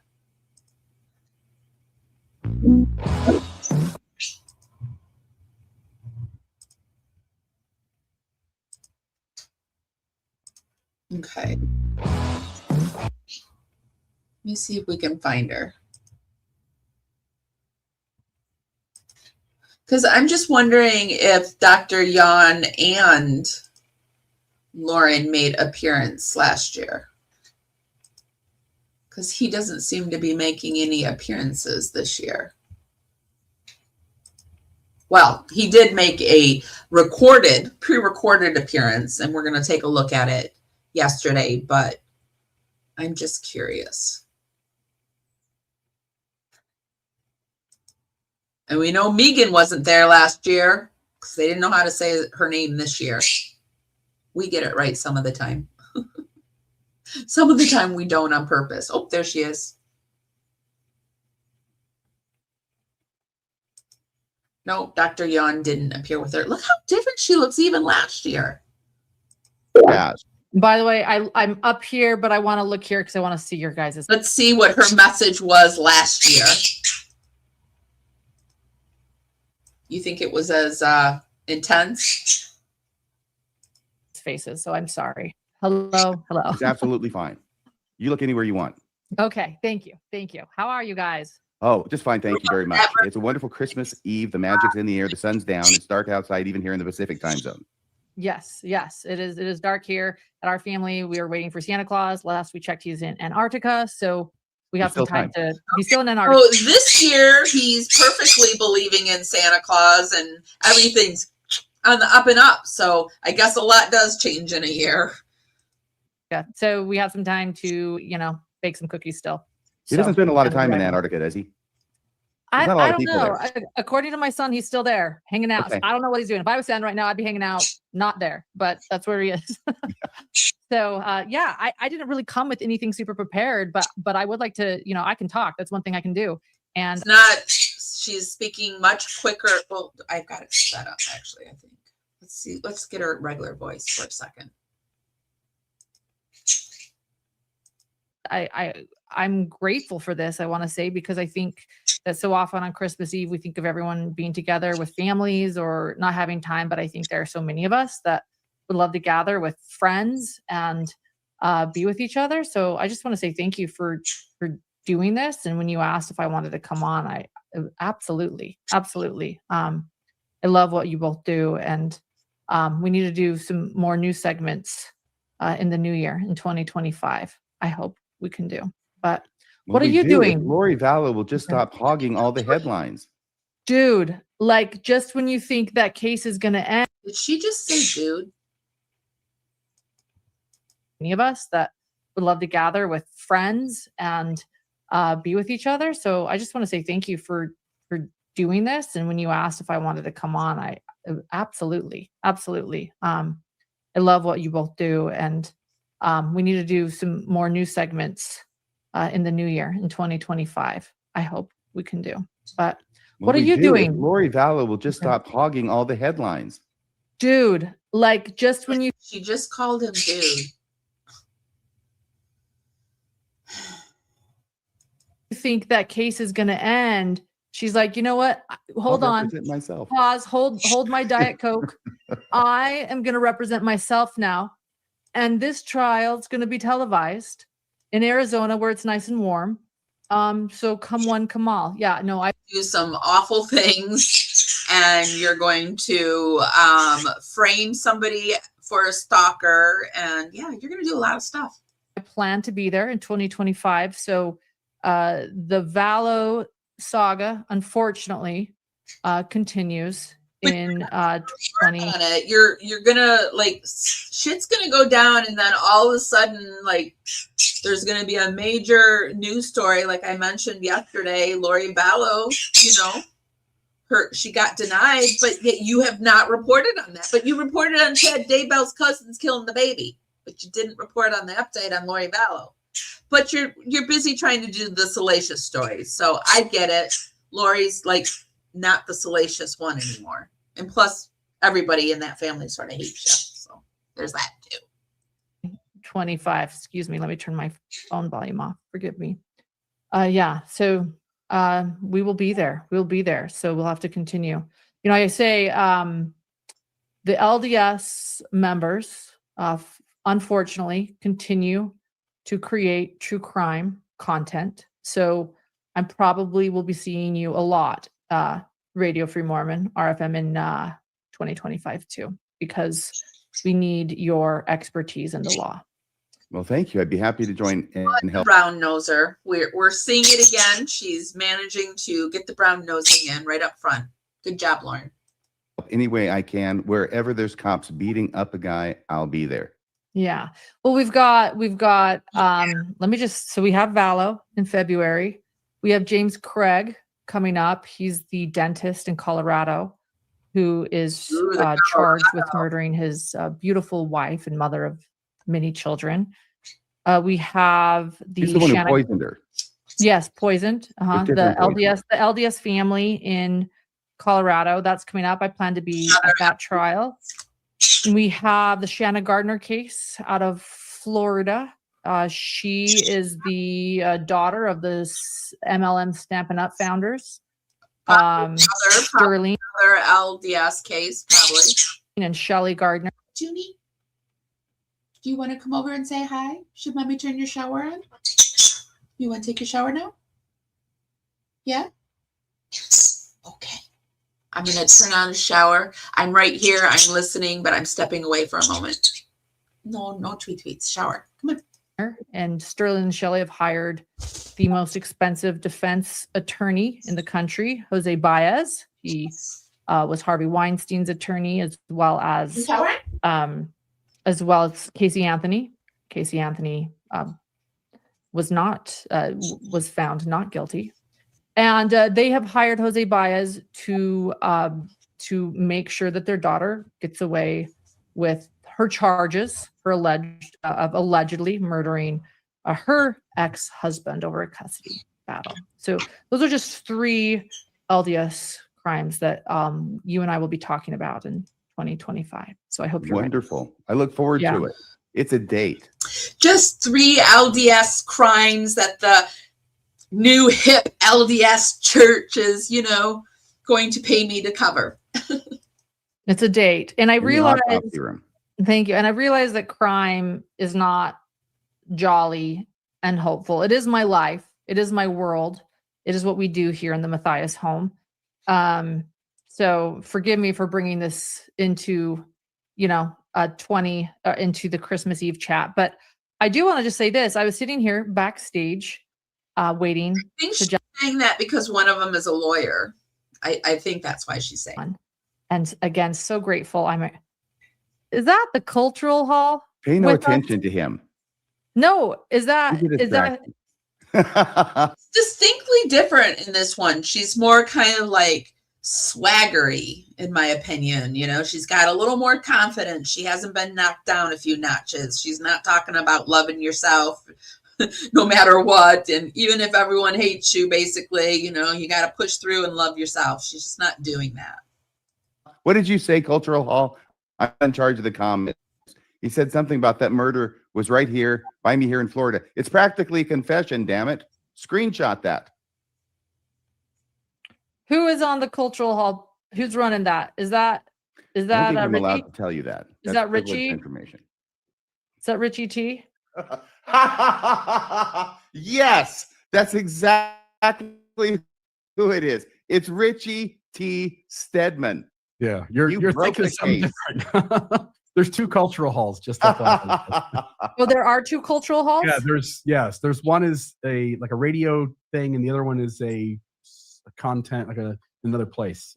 He's got his own podcast on YouTube, and he's got Lauren cracked so Bill. It's not the original. So there's the original Cultural Hall podcast, and then there's yeah. These are 2 different things. They're both entertaining, and that really threw me. Is that Richie T? I mean, where? Absolutely. So I have to ask, because did you know this is a little thing that I don't always actually like to admit, but Richie T and I started the Cultural Hall together. Are you kidding me? No.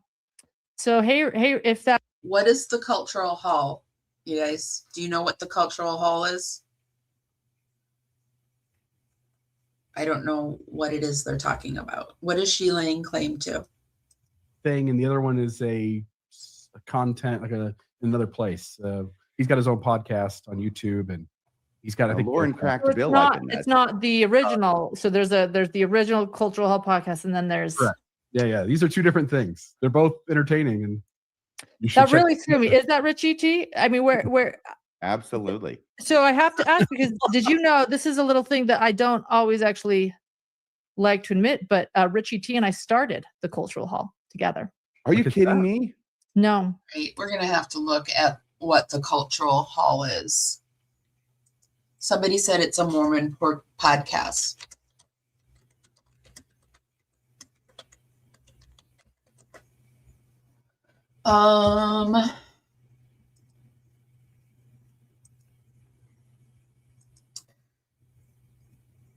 The Cultural Hall podcast, The Language of Heaven, Dr. Trina Boyce by Richie T. episodes. Let's see if there's any videos.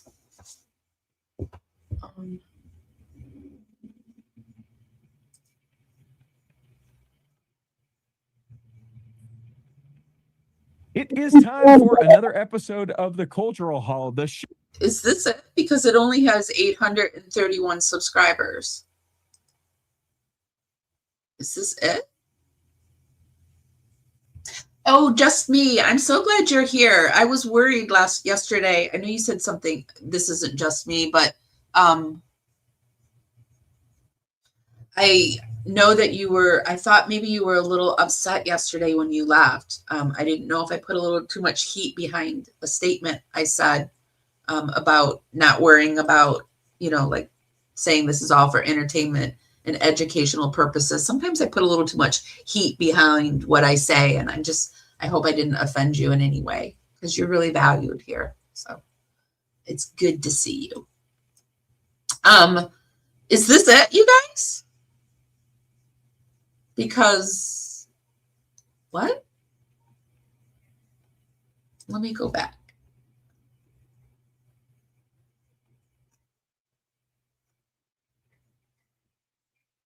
Because there could be more than one cultural hall.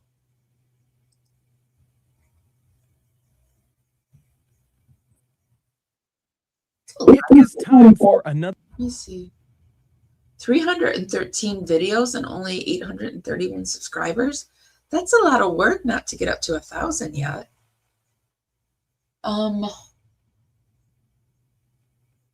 Let's see if they have any of her older ones. 2 years ago.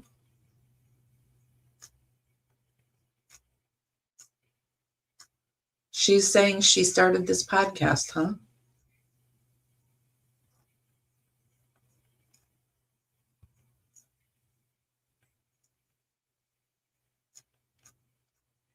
Well, let's see. Let's look at the first one they have done and see how well it's.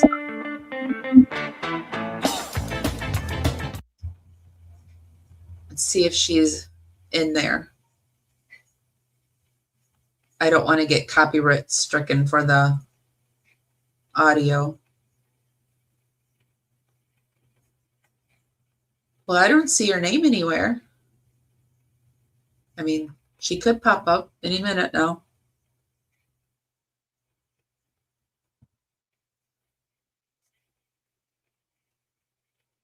Any minute she could be popping up.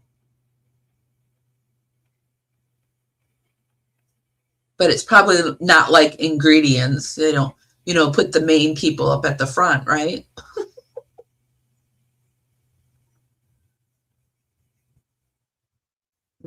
I don't see anything. Unless I missed it.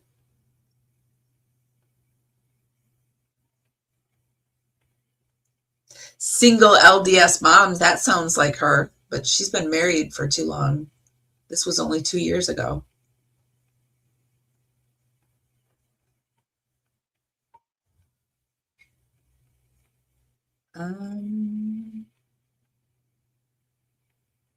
Carnival Girl, that sounds like her.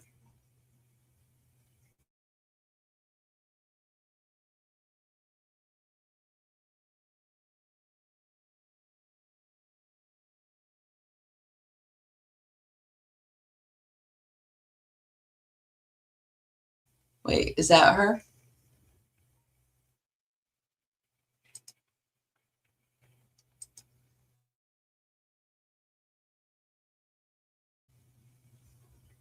Merry Christmas, everyone. Welcome to everyone coming in. Be sure to hit that like button on your way in and the subscribe.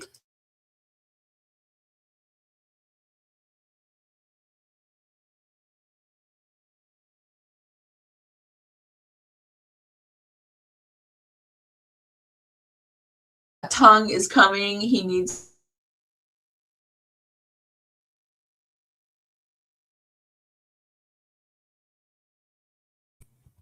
Oh my gosh, my buttons are sticking. Okay, let's go back.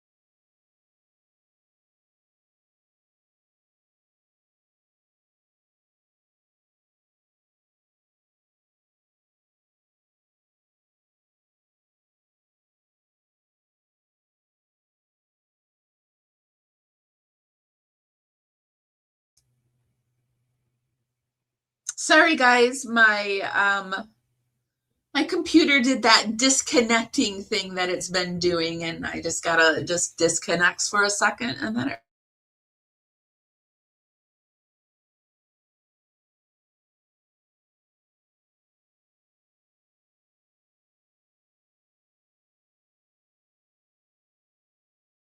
good to see you. Messages for some reason. Let me share my screen again and get everything situated.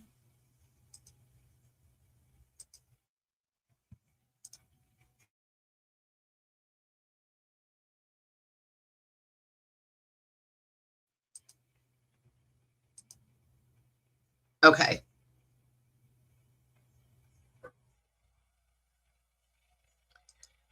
I'm hoping I'm able to move this year. I would like to find a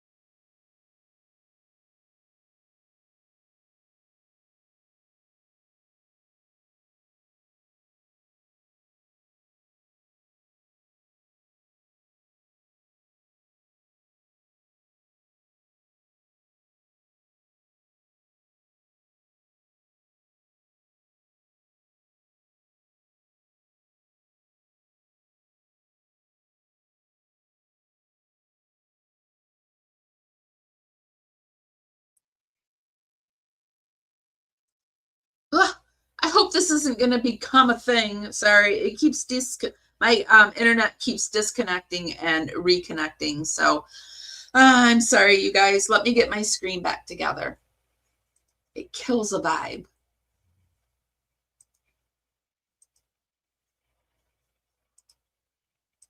Okay, so we are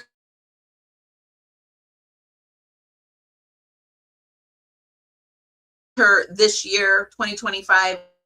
Middle of watching. She's done it 2 years in a row. We're watching 2024. Forgive me. I was like, wait a minute. Yeah, blast from the past. Exactly.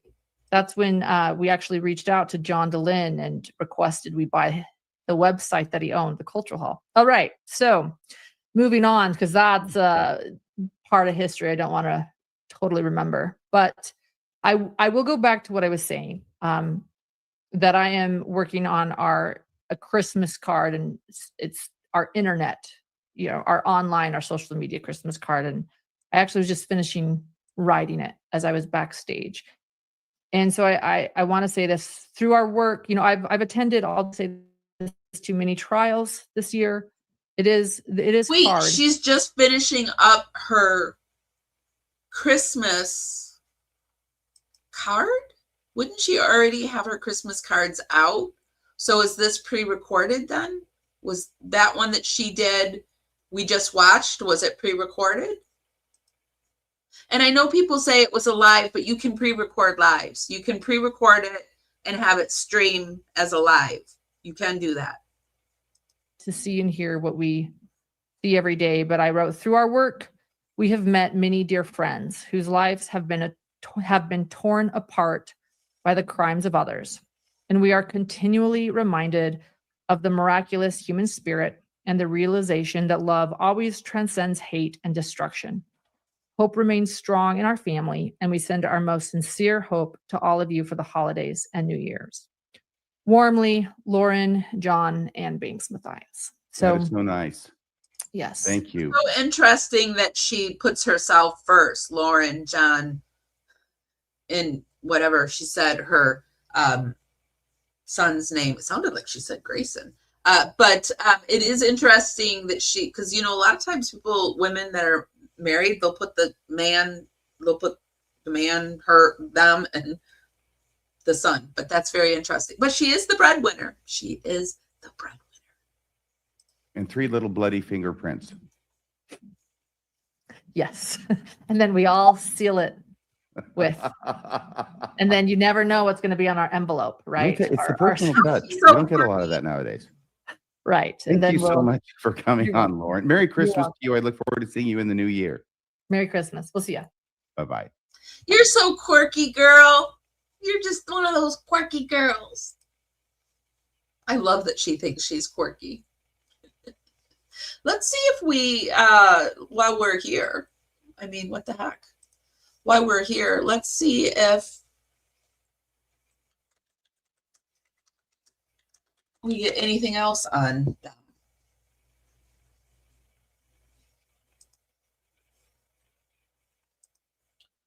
Hidden True Crime, Lauren Matthias. Tonight on Mormonism Live, Lauren comes into the podcast. Oh, I watched a little bit of this.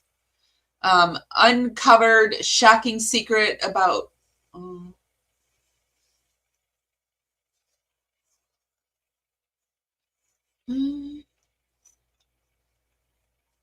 maybe if I put it in as Lauren Matthias.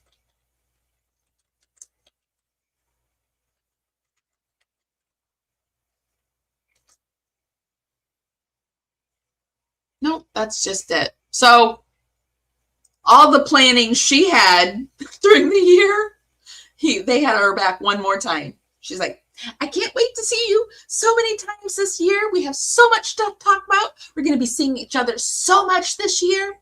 One time. One time. Oh, no. Hope you feel better. I used to get sick a lot around Christmas time. There were a few Christmases where it flew through our family.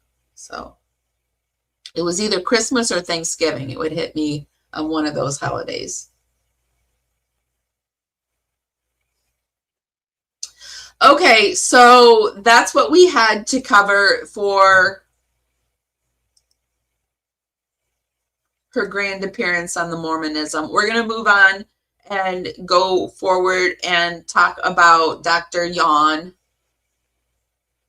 and the Melodee Buzzard case. So we've been talking about the Melodee Buzzard case, and yesterday we went over it with you guys. Oh, hold on. Hold on, my mic fell. Hold on. We went over it, and Lauren did 2 lives on it, and I was wondering, like, where's Dr. Yawn? Where's Dr. Yawn? Well, he wanted to pre-record his. Sissy needed to be pre-recorded. So here he is, giving his brilliant psychological analysis breakdown on Ashley Buzzard and Hillside. I haven't watched it yet. I think is interesting. I was interested. I looked at a little peek of it, and I think it's interesting how close she's sitting to him. I think it's interesting that she decided that she needed to be in the same room with him, just to show that, yes, they are still together, and they're together for Christmas. And look, they got their tree up. I don't know. People have been mentioning that she's been blasting those hot lights on her face and making it extra shiny. So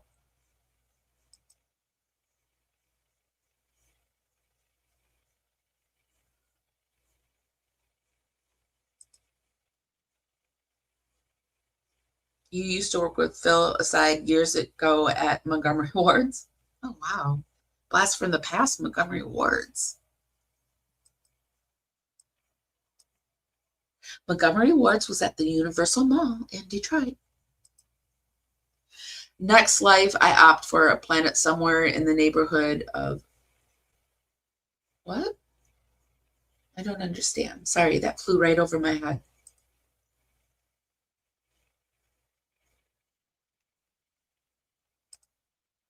You can see it in her eyes. He's scared. She's scared. You can see it. You can definitely see it. So for those that don't know, Melodee Buzzard was found, and she was not found alive. She's a 9-year-old girl from Lompoc, California. No, that's not it. I'm sorry. It's Lompoc. I have to listen to where listen to it because sorry, I haven't looked at that town. Whose disappearance in October 2025 sparked a massive multi-state search. Her remains were discovered in a rural area of Utah in December 2025, and her mother, Ashley Lynn Buzzard, was arrested and charged with her murder. And they're jumping on this case. Hello, Hidden Gems.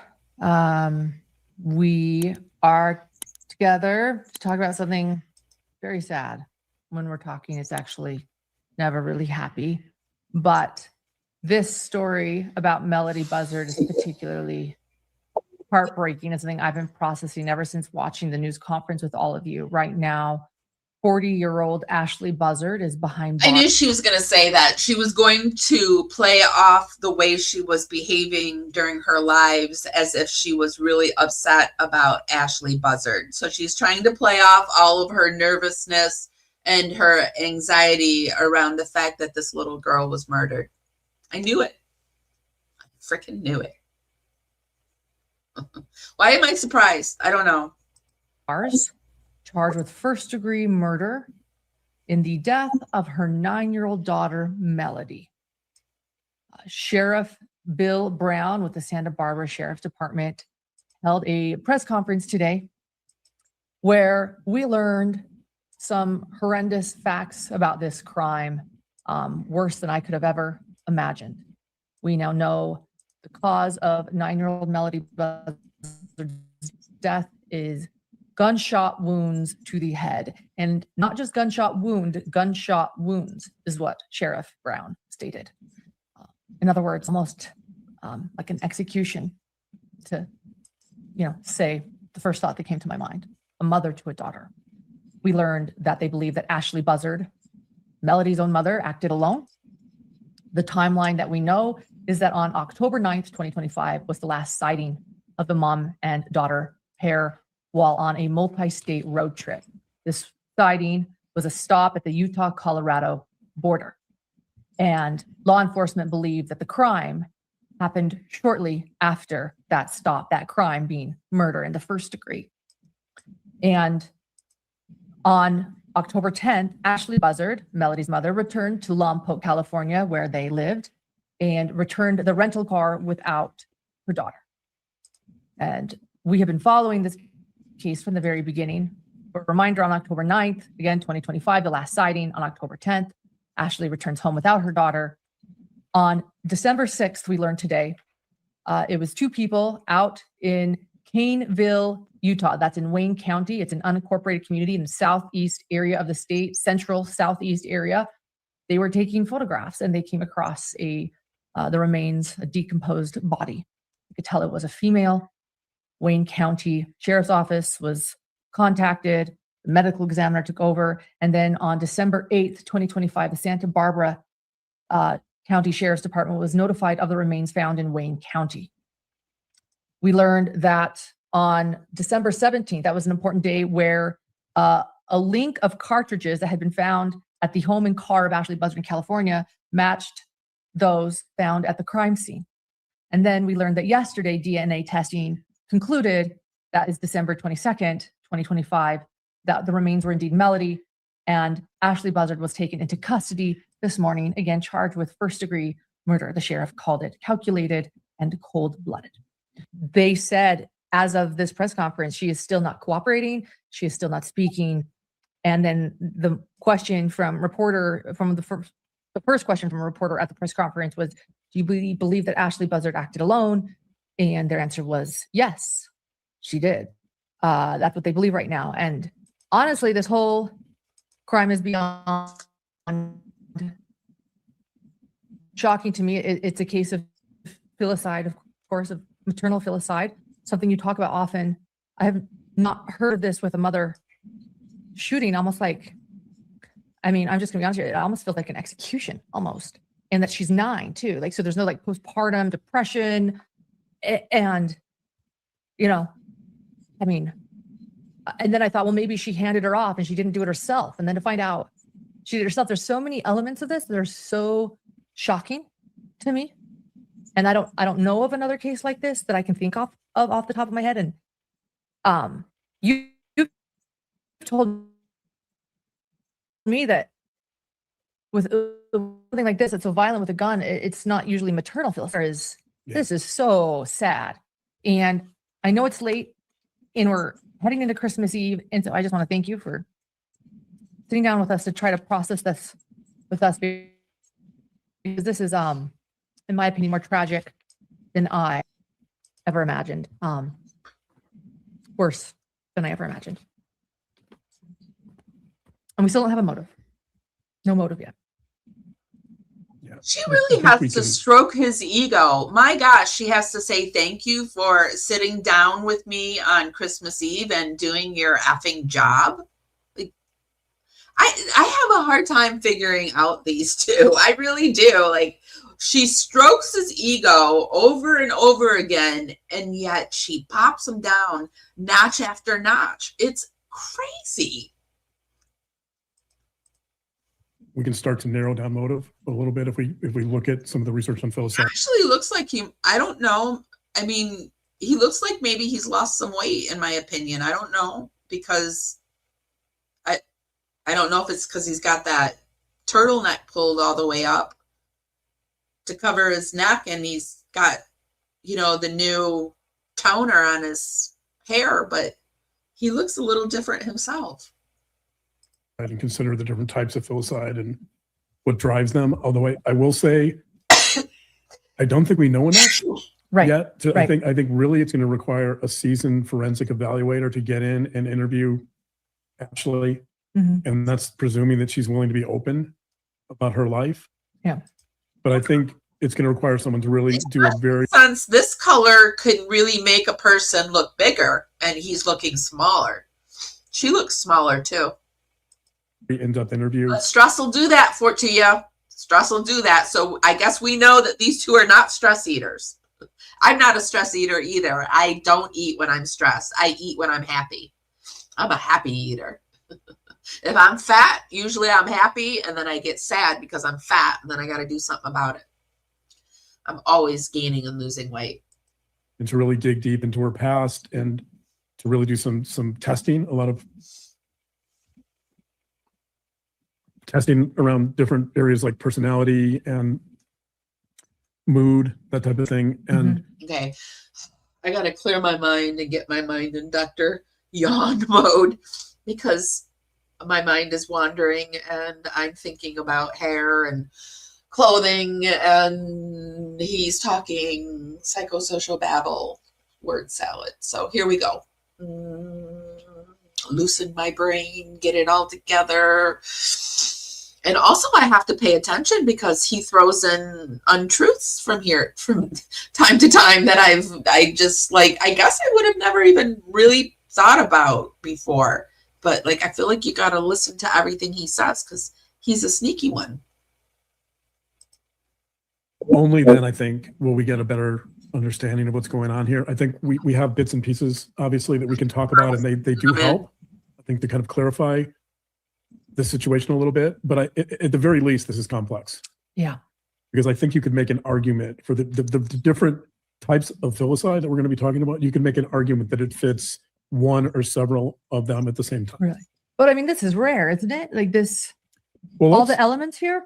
You brought up the gun issue, which is really, it is that, I think that can lead us into this discussion, because it is unusual to have a 9-year-old in particular, a 9-year-old, as you said, more or less executed by a biological mother. In fact, I'm going to read, this is from a textbook, this is one of my favorite textbooks.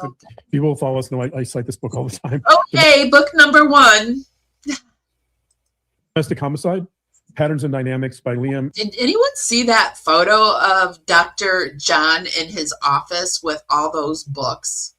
I mean, his office looked like he was a hoarder. There were so many books in the office. Hundreds, if not near 1,000 books. He's got a lot of books. And Conrad, it's published in 2018, so fairly recent. I'm going to give some of their basic overview of filicide and who commits filicide. And so I think this is a way to look at this, start thinking about this. The majority, quote, this is on page 41, in the chapter called The Destruction of Descendants. Quote, the majority of filicides were the results of impulsive violent acts committed by very young mothers against their children. Also, a substantive proportion of the offenders were suffering from substance abuse problems. International research consistently shows that mothers are overrepresented in cases of infant homicide. The younger the child, the higher the likelihood that the mother is the perpetrator. Okay. And again, further, with regard to victim age, filicide is more common in the first year of life, right? So the statistics support the idea that biological mothers are mainly responsible for filicide and typically within the first year of life. The first year of life, And right? so this obviously is atypical in that sense. You have a biological mother who's committing filicide with her 9-year-old daughter. So clearly outside of that early period of life, this doesn't seem impulsive, right? But the statistics also show that in cases of, like, let's say postpartum psychosis, that those types of filicides tend to be a little more impulsive. That someone's hallucinating or they're having persecutory delusions about their child. They act out, they kill the child. Yeah. And so those are typically driven by psychotic episodes that tend to be more reactive. So there's two types of violence. There's reactive violence and there's proactive violence. Reactive violence is impulsive. It's done on the spur of the moment, often without any premeditation. Proactive violence is premeditated violence. It's violence that's planned. Yeah. This is a case of proactive violence or premeditated violence. Clearly, this trip, for example, it seems to me like this trip, part of the reason for this trip is to throw people off the trail. That it's, if you're going to travel thousands of miles and you're going to murder someone along the way, it's going to be much harder to figure out where that body is. Right. So it seems like Caneville, Utah. It seems like that's pretty deliberate. I mean, so on the one hand, you have these elements of premeditation. All right, I found it. Here it is. I was like, holy hell. Look at this. This is, and this wasn't even the one that I was looking for. I think this is a different one. There's one where he's facing looking, I think. But these are all of his books. I mean, I don't know. And that's just, I say over 1,000 because this is just right here. I mean, who knows what's here, and behind him, right? So Dr. Yawn has books, y'all. He's got books up the ass. Yeah, well, let me be very clear that the body was found in Utah. The crime happened in Utah. So a lot of people are asking, why is it not being charged, or why would she not be tried in Utah? And their answer, they asked, where is this trial going to be? And the sheriff stated, it will be in California because that's where the intent was. This was premeditated, planned. The words he used were calculated and cold-blooded. And the intent was in California. So in other words, yes, like this was premeditated and planned. They went to that car rental wearing wigs. And by the way, that premeditated filicide tends to be more typical of men. So males are more likely to engage in filicide with older children. They're more likely to be violent in the sense of, I mean, I think. Did he just say that moms were most likely to commit filicide when they're, so is he saying that moms are most likely to commit it early in life and then the men are the ones to do it later? Their crimes tend to involve guns more than women. In fact, this is from probably one of the best articles on filicide. It's by Porter and Gavin. It's from 2010. This is from Trauma, Violence, and Abuse, the Journal of Trauma, Violence, and Abuse. The title of this article is Infanticide and Neonaticide, a review of 40 years of research literature on incidents and causes. This is a really excellent overview of statistics on filicide. I actually did something on this with the Gypsy Rose, but it was parenticide, or no, it's not parenticide. I forget what it was called. But okay, so I asked ChatGPT, and it said men are more likely than women to commit filicide overall. Here's the nuance that matters. Overall, fathers and stepfathers commit filicide at higher rates than mothers. The risk is especially high with stepfathers. Infant differences by child's age. Infants under 1, rates between men and women are more similar, sometimes close, Now, he said that the mothers were higher. And again, this is just, chat GPT, and it makes a lot of mistakes. Older children, men are more likely. Patterns, men more likely to kill children during domestic violence, revenge against a partner, loss or control. Women are more likely to be associated with severe mental illness, which we know. I think the mother's name is Ashley. I think she had, it's been reported that she was displaying more and more mental health symptoms. So,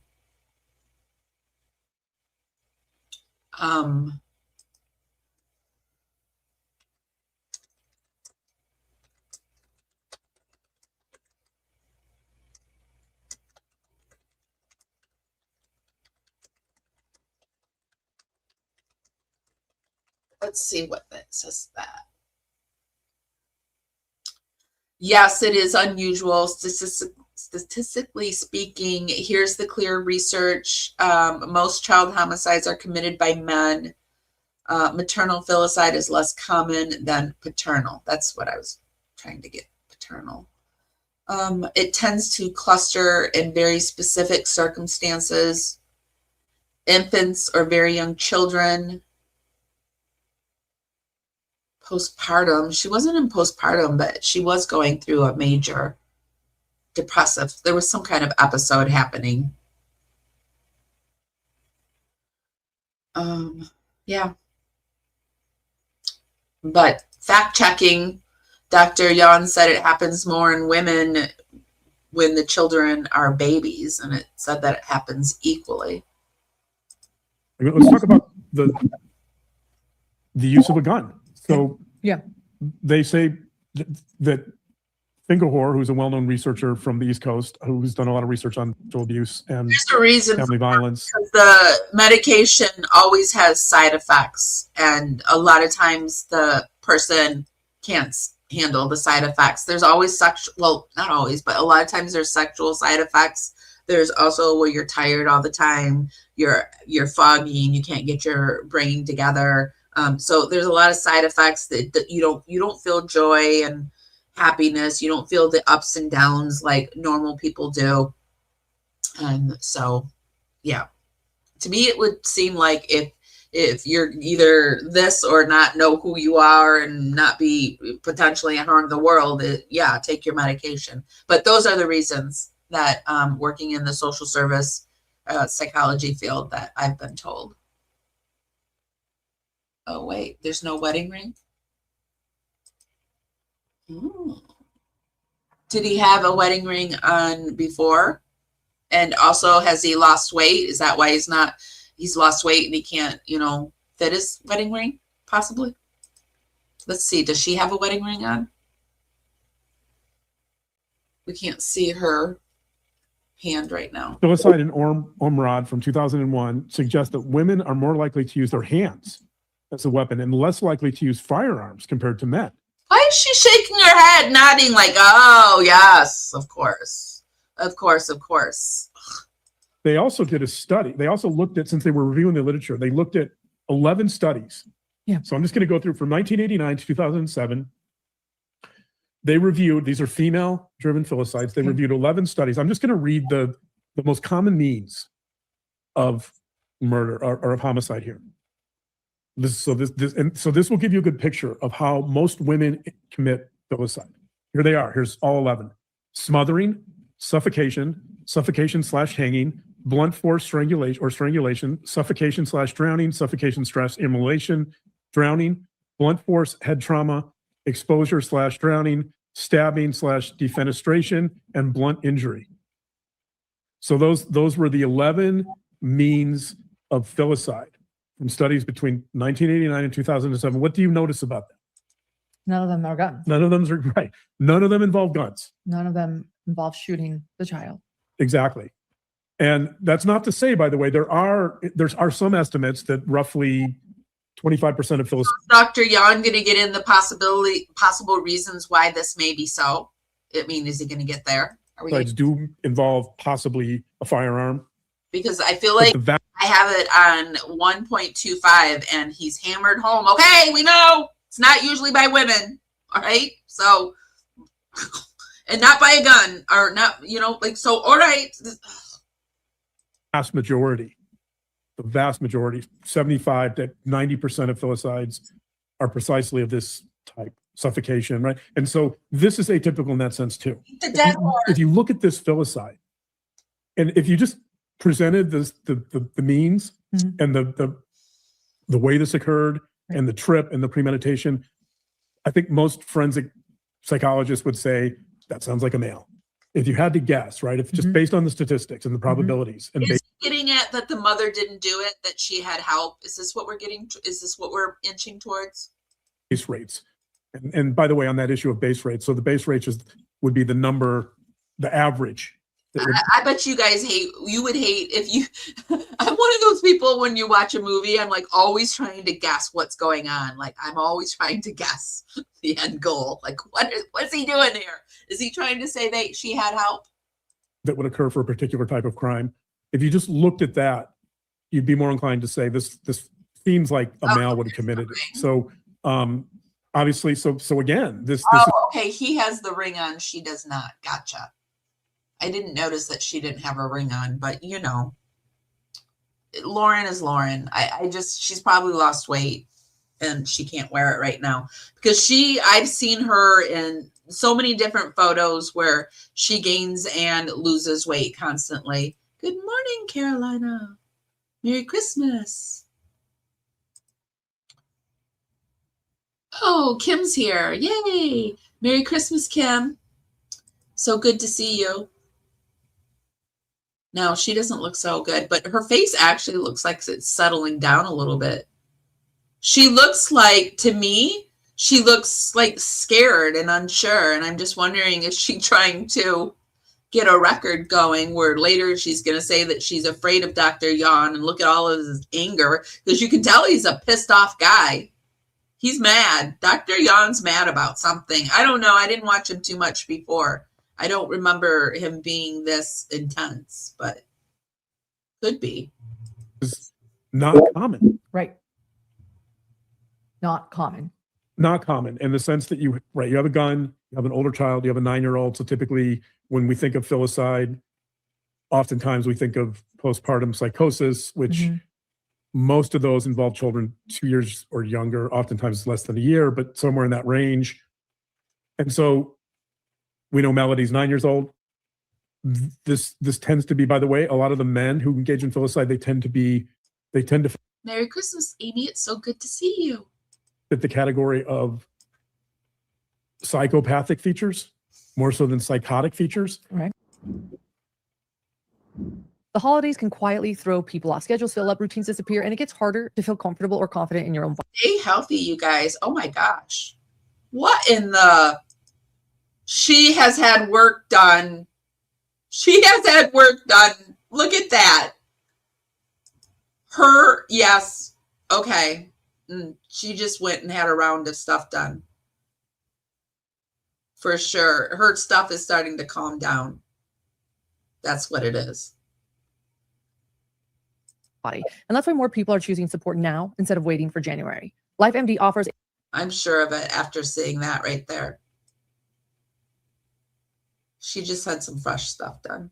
I wasn't sure, you guys, because I was holding out thinking that maybe it was like steroids, but no. Because also when you're on steroids, you're not so, she's slowing down. And when you're on steroids, it speeds you up. I'm sure she's had fresh work done, and he's probably had something done too. He's probably doing something to his hair. And Matt Shoes, he divides school shooters into 3 categories: psychotic, psychopathic, which is personality based, and traumatized. Okay. And I think there's also a guy named Jeffrey McKee. Here's the textbook. She looks like she's not as old as she looked before. She looks younger to me. She's had like some stuff, and I'm sure she could have, even with this shininess, she might have had some kind of laser stuff, because that'll make the oils in your skin, and you have to keep you can put oils on it.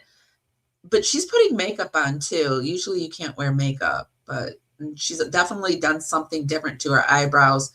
I believe she's had some of the filler removed up here. But it also, her lips look more plump today. So I don't know. Classic textbook. McKee's a forensic psychologist. He's done a lot of research. In case that was blurry, why mothers kill. I mean, she doesn't want anybody talking about her face, but it doesn't help that her face changes from day to day. It's crazy. Why Mothers Kill, a forensic psychologist case book. McKee has a similar typology as Langman, except McKee's obviously specifically looking at filicide. And McKee's typology is divided into 5 categories. He's got the category of detached mothers, abusive or neglectful mothers, psychotic or depressed mothers, retaliatory mothers, and psychopathic mothers. So the pup is going down. I definitely am pretty positive that this is after injections or could have been, when I do threads, that will, it causes trauma to the skin so that your skin produces collagen and it will make it like extra puffy there. So she could have had threads done too. So McKee is one of the researchers that focuses more on this issue of psychopathy or antisocial traits with mothers. And usually that category, by the way, would apply more to males. So again, here you have the use of a gun, the older child, possible antisocial or psychopathic traits. Those would all tend to fit the pattern. Last for a couple months, 2 to 3 months, but you just keep putting them in. I mean, and they're just like perfect for me. I prefer them over any kind of filler. Of a male perpetrator. So this is very atypical in that sense. Right. Okay. Yeah, it is. I was right. That's what I felt. I think everyone is just shocked at this crime. This is atypical. It is atypical. The other thing I think that's in play here that a lot of people aren't going to talk about is this. And the reason I bring up Langman's research on school shooters is because change the shape of your nose. They can change the shape of your lips. They add volume to your cheeks. They take away. Like I said, I focus on my marionette, my smile lines. They call them smoker lines, whatever.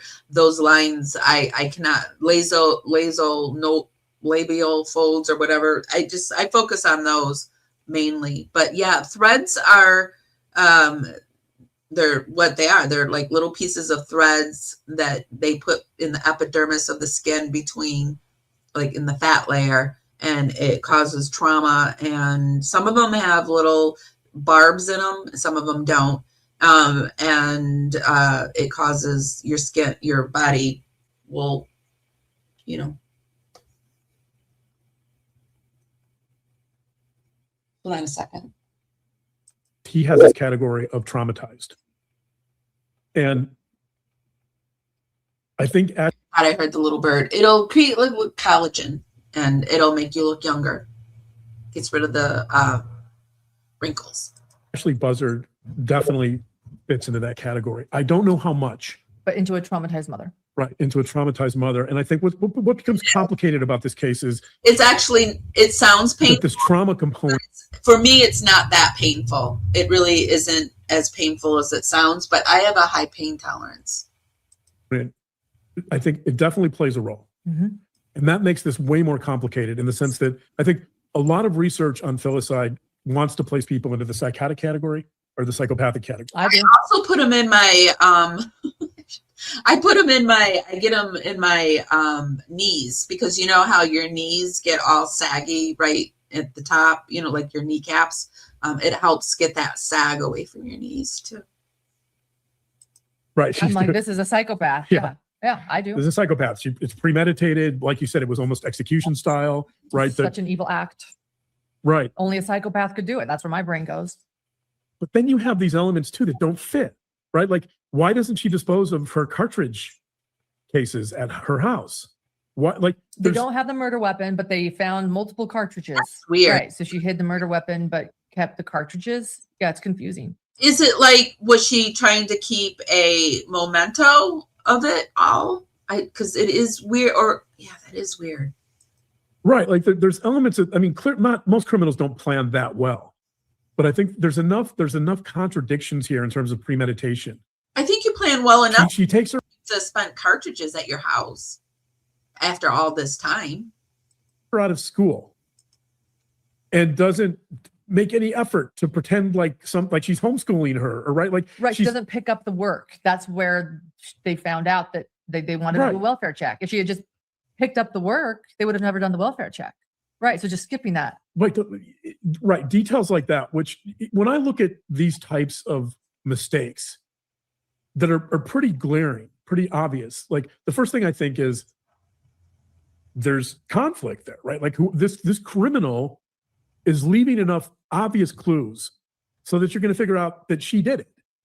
And why would that person do it? And I mean, part of the answer is, I think it's not necessarily conscious, but part of the answer is because there's a certain amount of conflict or ambivalence. Point, Crusha, and I agree with that. She says some things with Richard Allen, just because there's cartridges doesn't mean that they got the bad guy.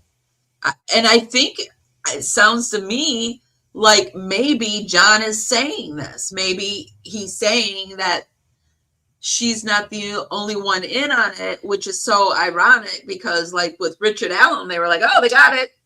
Case closed. But here they're like, that's what I'm getting. I don't know. We'll have to go further into it. It's about committing these crimes. And according to Tyler, not to throw this in too, but according to Tyler, who was in Ashley Buzzard's home after Melodee was missing and allegedly trying to get Ashley to say where Melodee was, according to him, she had a pillow that seemed to be dressed in Melodee's clothing on her couch. No. Right. I mean, that wasn't part of the press conference today, but that's a little odd. Is she trying to create the fantasy that her daughter's still alive? Is she feeling some remorse or guilt over her deceased daughter, over the murder that she knows she's committed? Right? Like, those are all questions that I think are important to consider here. Well, that would lead to me that she would be feeling remorse and guilt, and if she's dressing up a pillow in her daughter's clothing.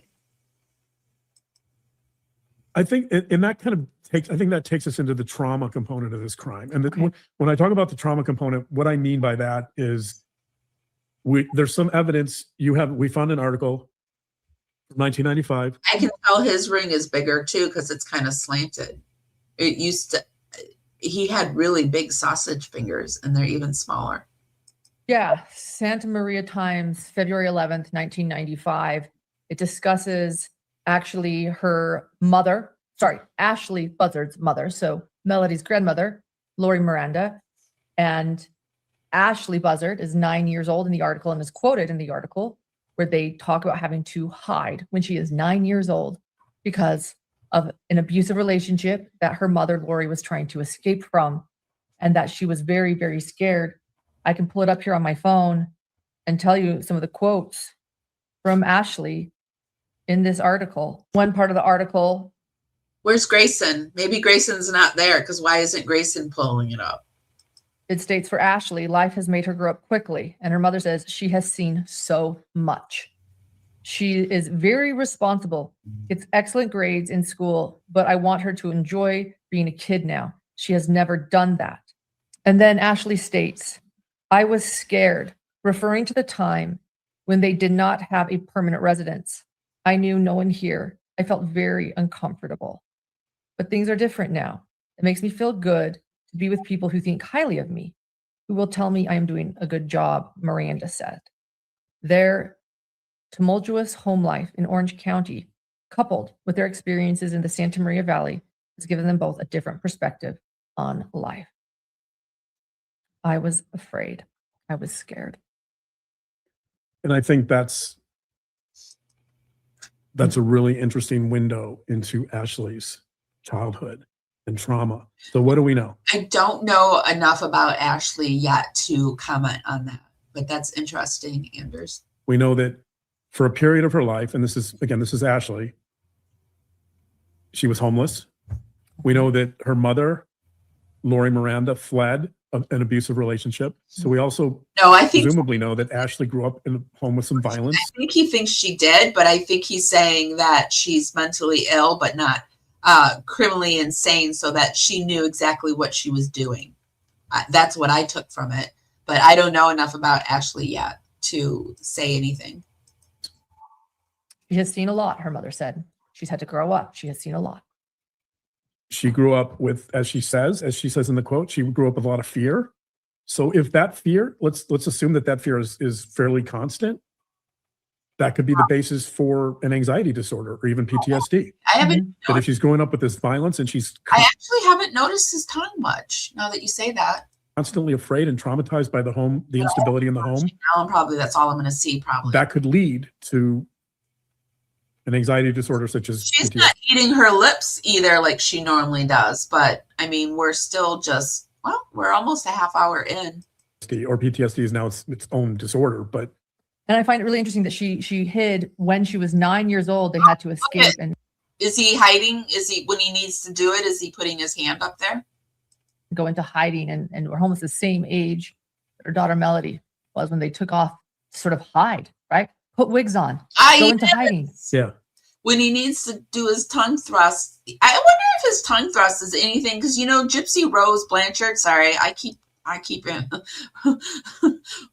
comparing them to Gypsy Rose, but Gypsy Rose does the tongue thrust, and she does that because of her chromosome deficiency. So I wonder if he has something, or if it's just a habit.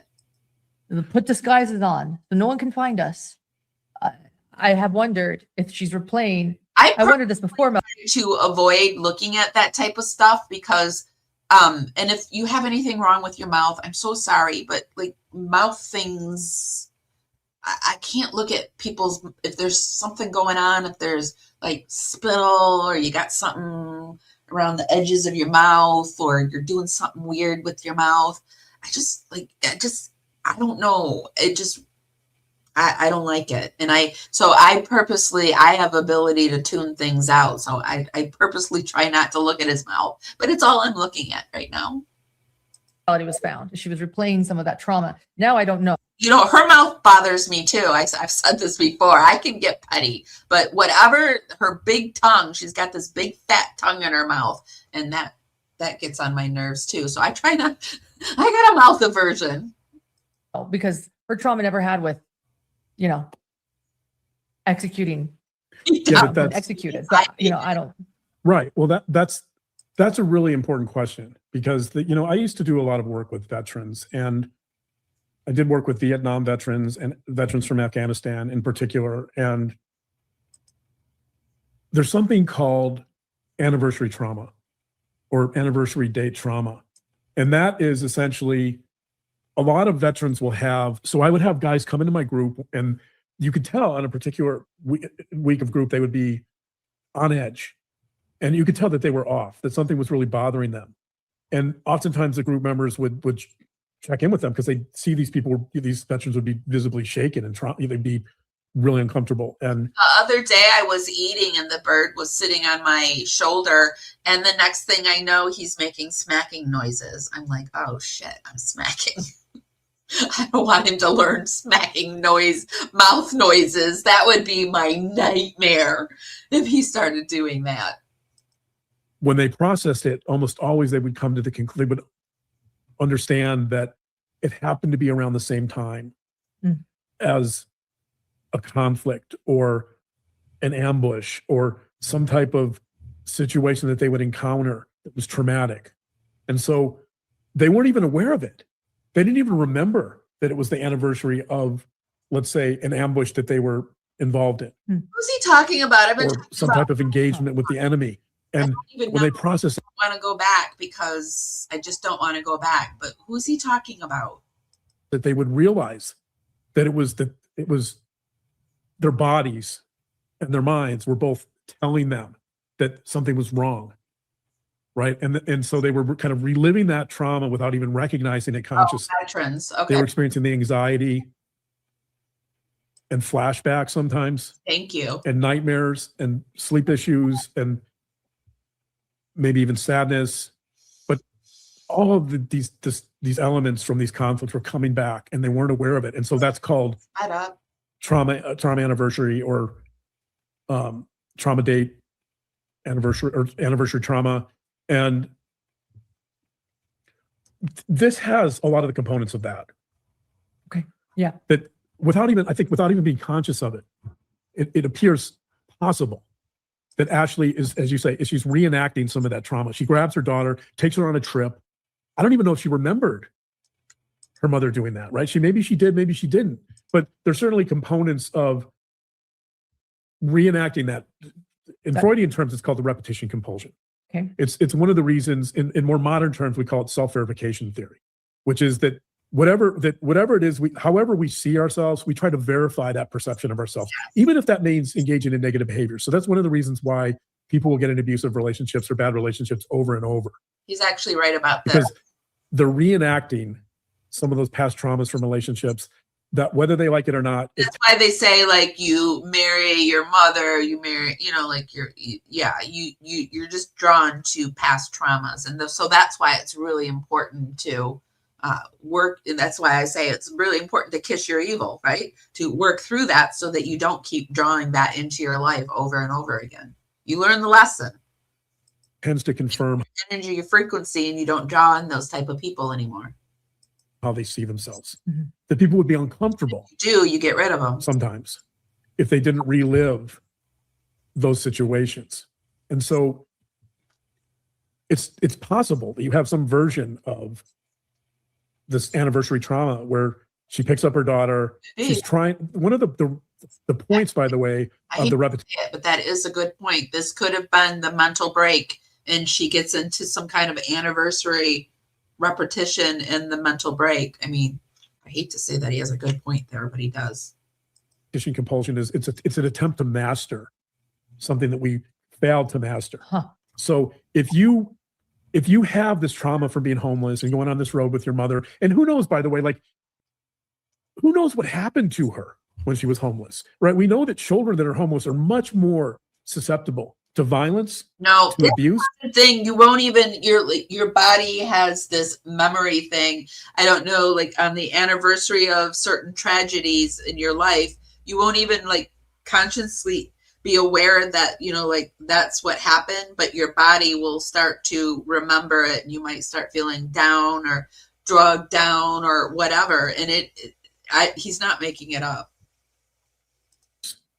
Of all and sexual abuse, right? We don't know what happened. We don't. We know she came from a violent home. It's interesting that you said, mastery to try to fix whatever if she failed. She said, things are different now. Quote, it makes me feel good to be with people who think highly of me, will tell me I'm doing a good job. But the problem is you can tell a child that all you want, but that's not the child's lived experience. Yeah. The child may hear that, but they don't feel it. And so a lot of times the repetition compulsion is an attempt to go back and to try to solve that unresolved wound. And it's difficult to do that, by the way. And that's why we keep doing it over and over. And I think you can argue that part of the reason she's doing this is to try to resolve that past trauma. Interesting concept to put towards Lauren. Like, why does she keep stabbing people in the back over and over again when it is having negative consequences on her? Why does she keep doing it over and over? I think these are all good questions to put upon Lauren.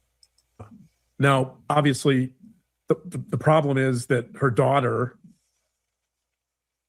becomes kind of the pawn in this drama that she's trying to resolve, if that's what she's doing. And I don't know if right. I don't know if it is. This is a hypothesis. Right.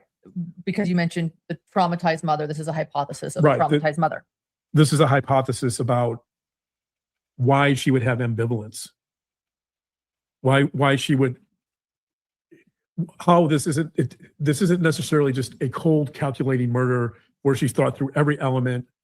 She's disposed of all the cartridges, right? She's disposed of the body 20 miles from the road rather than half a mile from the road, right? She's continuing to pick up schoolwork. She's not doing that. Right. Well, she didn't bury the body either. That, there's no burying of the body. There's just leaving this little girl on the side. I mean, so you could. That happened to Carolina. I know this is, like I said, this is the first year that I've been sitting upright. Like my body has been remembering the trauma I've been experiencing the last 5-10 years. I don't know, it seems like it's been a long road, but I do see a upward trajectory. Like I do, there are certain times where like I was kind of dreading the fall because that's when I lost my little soul dog, and my body just seems to remember it. But I mean, we're just trying to spitball here and figure out why a mother would do this to a child. And he is saying like possibly there is some kind of trauma that she is reenacting, playing out. And it's possible. I mean, I don't know. I have to get into the Ashley Buzzard case a little bit more. I don't know her background. I don't know much about her. She seems like a very strange woman, and she seemed like she was really in some type of mental psychosis during when the few times I saw her wearing a wig in court, and just the weird garish makeup. And I did see a few reports where they said like she didn't normally dress like that, and she went through a certain period of time where she was just changing. I mean, well, why didn't say something, do something? Why didn't that happen? Do something, say something, or whatever. Argue that's some degree of ambivalence or conflict or turmoil that she's experiencing, where she can't fully plan this crime to such a degree that you'll never figure out whatever happened, right? Like, I mean, but the other side of that is maybe that's mental health. Mental health has been brought up a lot when it comes to Ashley Buzzard. Maybe there are some psychotic features here, or maybe she's got severe depression or clinical depression, major depression, where she can't make these kinds of decisions well. She can't plan as well as someone who's premeditating a murder. So perhaps, right, that you could go either way. I mean, but then you could argue that some of her childhood traumas could lead to major depression. So maybe it's both, right? This is where it gets complicated, because you can see how all these variables could kind of come together. There's a confluence of these elements that make it really difficult. Well, there were times when Melodee, as a young child, was given another home because of her mother and her mental wellness. So mental illness is something that has been brought up a lot with Ashley. But again, when we think of mental illness, we don't think of a mother executing her 9-year-old daughter. There's also the trauma of losing Melodee's father. Right, when Melodee was just 6 months old. Have the email that's scrolling along the bottom of the screen. Her father was killed unexpectedly in a motorcycle accident. Right, her father, Rubiel Meza, was killed at 6 months, right? And so that was incredibly traumatic to Ashley. And one of the consequences of that was her attempt to self-harm. Correct. And after that accident, there were calls from CPS because her home was not being maintained. It caused unexpected financial concerns when raising a baby. She didn't have the support. Right. There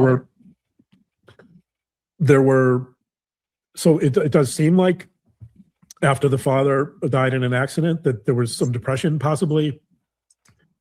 She struggled to maintain her home. There were all kinds of major stressors. Her partner dies. She's pregnant. She has a child. There's the birth of a child. All of those are major stressors, right? You've got all these major stressors. Little girl what a cutie. Coming together. Mm-hmm. And I think for a normal person, coping with those would be difficult. But here, not only do you have these stressors coming together, but you have someone who grew up in a violent home, who became homeless. I need coffee. Right. We don't know, like, what other traumas were there? Was she the victim of some type of abuse? I mean, that's possible. It's highly possible. Okay. My mind is wandering, you guys. I want to get some coffee. So I want to just stop this for a minute, get some music going, take a 7th inning stretch. We're in the home stretch of this, but my mind is wandering with Dr. Yawn. I really have a hard time. I feel like when I'm with him that I'm back sitting in psych social lectures. Like, they're very dry and boring. So let me get some music going. We're going to go over to an OG one, Hidden True Crime, the musical. Happy Christmas, everyone. Be sure to hit that like button and share. Hey, everyone. I've never been more nervous for a life in my entire life. And I've done a lot of lives. And this is not a lie or a show that I ever wanted to do or ever thought I would have to do. And this has been ongoing for months, what I have been dealing with. This is not drama. Hidden True Crime doesn't get involved in drama. We stay very clear from that, and those of you that know us know that. So I hope that nobody calls this drama ever again. In fact, it's so real life what has been going on with my family and with me for months that I decided to go to where I felt would protect me. And that was the courts and legal. And I filed a civil stalking injunction. Somehow someone decided to let Yawn know about my civil stalking injunction. Yawn decided that they deserve to have cameras in the courtroom while I am explaining what my family has been going through for months. That Yawn, I don't know, is it a slow true crime month? They thought that my family's pain should be live streamed on their trial channel. I am a limited public figure. I'm just a mom who has a YouTube channel. I'm not Johnny Depp, I'm not Amber Heard, I'm not Gwyneth Paltrow. I am a mother trying to protect my family, and I am a journalist who has never ever in my life heard of anyone streaming of civil stalking injunction. Because of what Yawn did, I had to dismiss my civil stalking injunction. And I find it disgusting that anyone would want to do that to me or my family. I wanted to keep this private. I wanted to keep my pain and the bullying and the abuse and the harassment and the defamation and the pain that I have been dealing with behind the scenes for months. I wanted to keep it private, not live stream to millions of people watching Yawn. I'm gonna take back my narrative, and I'm gonna own my narrative. And I'm gonna tell you everything tonight. We're gonna go through every filing. We're gonna go through a lot. My hand has been forced. I am very uncomfortable sitting here. Do you wanna know wrath of a mother? I am a limited public figure. I'm just a mom who has a YouTube channel. I'm not Johnny Depp, I'm not Amber Heard, I'm not Gwyneth Paltrow. I am a mother trying to protect my family, and I am a journalist who has never ever in my life heard of anyone streaming of civil stalking injunction. Do you want to know wrath of a mother? Here I am.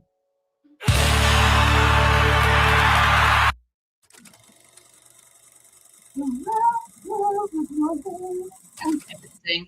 That's one of the things. I wish I could sing, and I wish I could play musical instruments. I have tried. Okay, let's get back. I think I got my movement out, got some coffee, and let's see if we can bring this into the home stretch. I mean, so i.e. focus. So I think you've got all these elements in play. Right. And we have to learn a lot more. Right. But what were your thoughts though when you heard this? I mean, I know that you did not still believe Melodee was alive. Yeah. You know, in our private conversations, And the more time that went on, I too was I didn't believe it. starting to agree with you.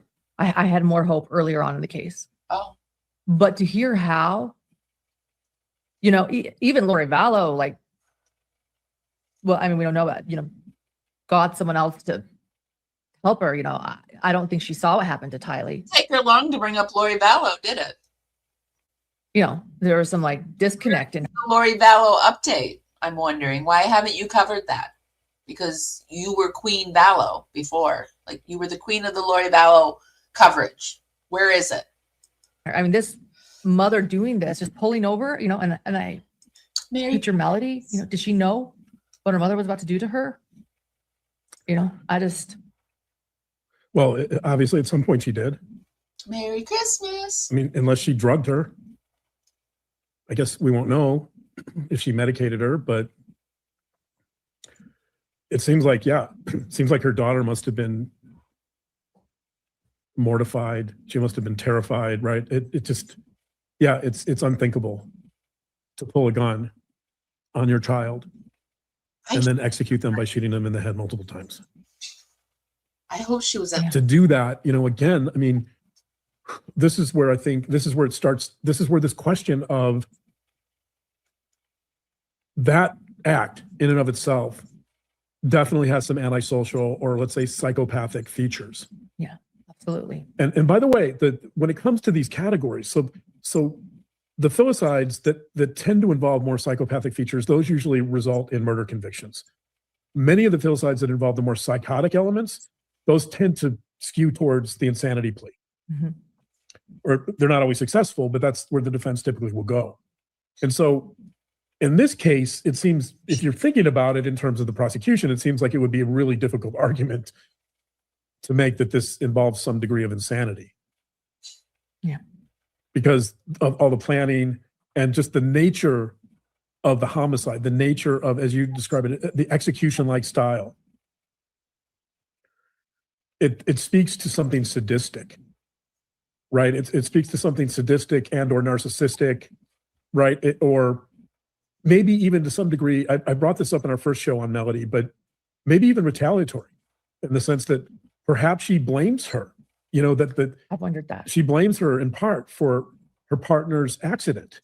I've wondered if it was retaliatory, like revenge on Melodee. Melodee caused financial distress. Yes. Melodee caused mental illness. Melodee caused, you know, her father to be in this accident. Everything is Melodee's fault. I've wondered that too, if this is retaliatory. And we don't know the details either. We don't. So We're typically, speculating here. well, we don't know the with details. research. The motorcycle accident. You say you're speculating. Okay. You present it as fact and you present it as psychological knowledge, and finally you're saying you're speculating. Was her partner in a hurry to get home to watch the baby? know. Right. I'm just saying, like, We don't know. I don't know, but that's like the thing about retaliatory filicides is they're mostly by men, and the purpose is to harm the spouse or the partner. And here, I think it would be a peculiar retaliatory filicide in the sense that there's no partner to harm here. Other cases of retaliatory, we've discussed Travis Decker. Decker. He kills the children because his ex-wife, who's divorced him, which he's not happy about, but his ex-wife is now seeking full custody of the children and trying to limit his visitations. Mm-hmm. So he decides, for whatever reasons, that the children, well, I mean, he wants to punish her. So he murders the kids, and then he murders himself. But the purpose is to punish her.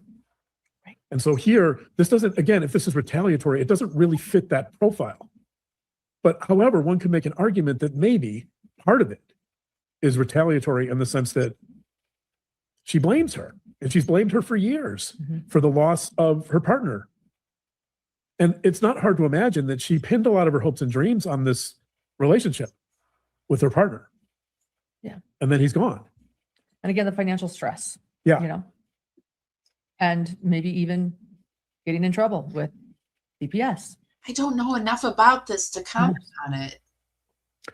So this kind of leads me into the different types of filicide and the different categories of filicide. we've talked about this before. I'll just quickly go through these again, but there's generally three types of filicide. There's pathological filicide, which includes altruistic filicide. Altruistic filicide is typically when the mother, sometimes the father, they believe they want to relieve the child's real or imagined suffering. So the belief is that the child, the belief is that they're rescuing the child from a cruel world. Okay. And that they themselves. Sounds like that mother that drowned her kids in the bathtub that was under religious, she was hearing God in her mind telling her to do that. That sounds like something like that. Struggle to cope in that world. I don't really feel like Melanie or Ashley was under that type of influence. They don't want their child to have to live or maneuver in this world. So this is what is called altruistic. The textbook I cited, however, they don't use this, they call it pseudo-altruistic because obviously it's not altruistic if you're murdering your child. So too. So I prefer to use the term pseudo-altruistic, but the murderers, the mothers who engage in altruistic filicide, they believe that they're helping their child by murdering them. Okay. They believe that they're rescuing them from this cruel world that they should not have to live in. And again, I can make an argument that might be in play here to some degree, in the sense that Ashley was homeless. Ashley has these financial struggles, right? Life is not easy for Ashley. Right. And so it's possible that Ashley perceives that her daughter will confront the same circumstance, the same world. Right. Right, like with the thought experiment, I have no idea where he's going with this because he keeps like flip-flopping. He's a flip-flopper. 1 minute I feel like he's explaining Ashley. The next minute I feel like he's going to Melodee, sorry, and I just he's hard to follow. And again, I don't know if this is accurate, but you could argue that she premeditated the murder because she didn't want her daughter to confront the same traumas and dilemmas and hardships that she confronted. And so in that sense, you could say perhaps that she sees some of this as being altruistic. The other category of pathological filicides is the psychotic category, which we've talked about. So this falls into more of the mental health category. This would be schizophrenia or depression or postpartum psychosis. What does Jay say? Bada bing or bingo, or I think it's that. Then we touched on this. And postpartum psychosis doesn't make sense because this isn't postpartum psychosis. The next category we touched on briefly, or we just talked about, which is retaliating filicide. This doesn't really fit that category necessarily. Although again, it's a little confusing because I can make an argument that perhaps there's some component of retaliation. Mm-hmm. Although I don't really think it fits that category necessarily. There's the category of fatal abuse, which essentially is a child that's being maltreated. Just had a baby or a miscarriage or anything? I mean, how could it? Did she have? Is there other kids in the house? Treated or abused. Is there a son? Abuse goes too far and the child passes away. This doesn't seem to fit that category either. Yates, that's who it was. Thank you. So those are the main categories. Then you have a few other categories. You have paternal filicide. Obviously, that doesn't apply. She's Melodee's mother. So, as we discussed, a lot of the pattern here tends to be more. Just gonna see what sticks and then say, "Ah, I told you so." I said so. Paternal filicide. I called it. Yeah. We were the first. The final category, which when typologies were first developed for filicide, there's a psychologist named Resnick who developed a version of who came up with a lot of these different categories initially. But he has a category called the unwanted child, and that applies to mothers essentially who, as the category suggests, they don't want their children. So it could be that the children are illegitimate. It could be that the children have health problems.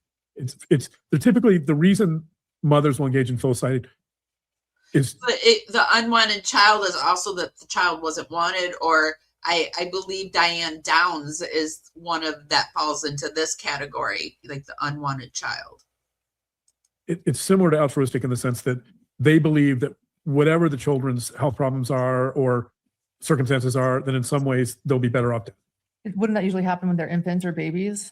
Is this like a Lake and Snelling case where like you don't want an unwanted pregnancy, or are you talking about an actual child they're starting to raise and then? Yeah, it definitely could apply to an unwanted pregnancy. But then if you have a child who's born with some very serious health problems and they struggle repeatedly, that could be ultra. Fall into the one before that, like taking them out of this cruel world, so the world didn't have to, treat them poorly, and they didn't have to suffer in the world. I feel like it would fall more into that one. And the unwanted child is like the unwanted pregnancy, the like, why did I have you? I wish you were never born type of deal. But it could also be unwanted in the sense that the child isn't really welcomed. And that, by the way, this category gets a little bit into attachment issues. So I think that's another important component of this is if you look at Ashley's upbringing, I think there's a real argument to be made. Probably have to be one category or the other. I believe it falls into the two of the 2 and 3 category. I think it's a little bit of both: mental health, illness, and the unwanted child.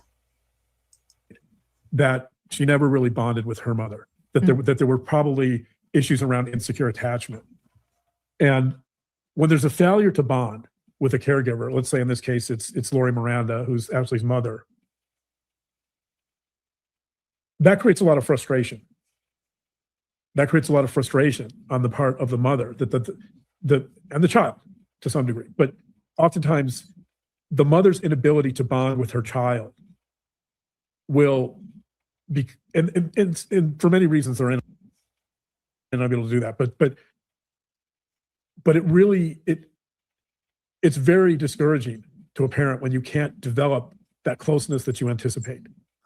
And so you have a certain amount of frustration, which then can become rage. When the more you try and the less you're able to solve that problem, that can become aggression, that can become rage, can become anger. And it's driven by this inability or this failure to bond with the child. And so we know I'm going to refer back to the article. I'm going to refer to another article here. This is from Aggression and Violent Behavior. The journal is Aggression and Violent Behavior. This is from 2015. It's Dabowska et al. The title of the article is Victim, Perpetrator, and Offense Characteristics in Filicide and Filicide.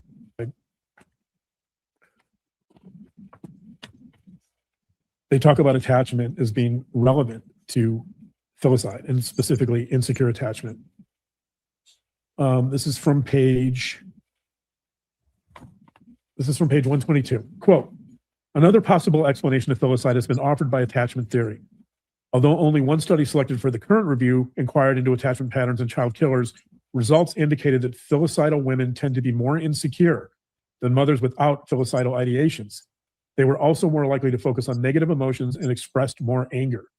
The increased level of hostile and helpless attachment patterns was predictive of child homicide. Furthermore, hostility was found to manifest itself in the willingness to hurt another person and eventually may evolve into violence. I feel like that does have a strong resemblance to Ashley. So I think the unwanted child part of this tends to fit well with the research. Is he gonna completely disregard the mental health component? Because it's 2 and 3, John. It's 2 and 3 on attachment and specifically insecure attachment.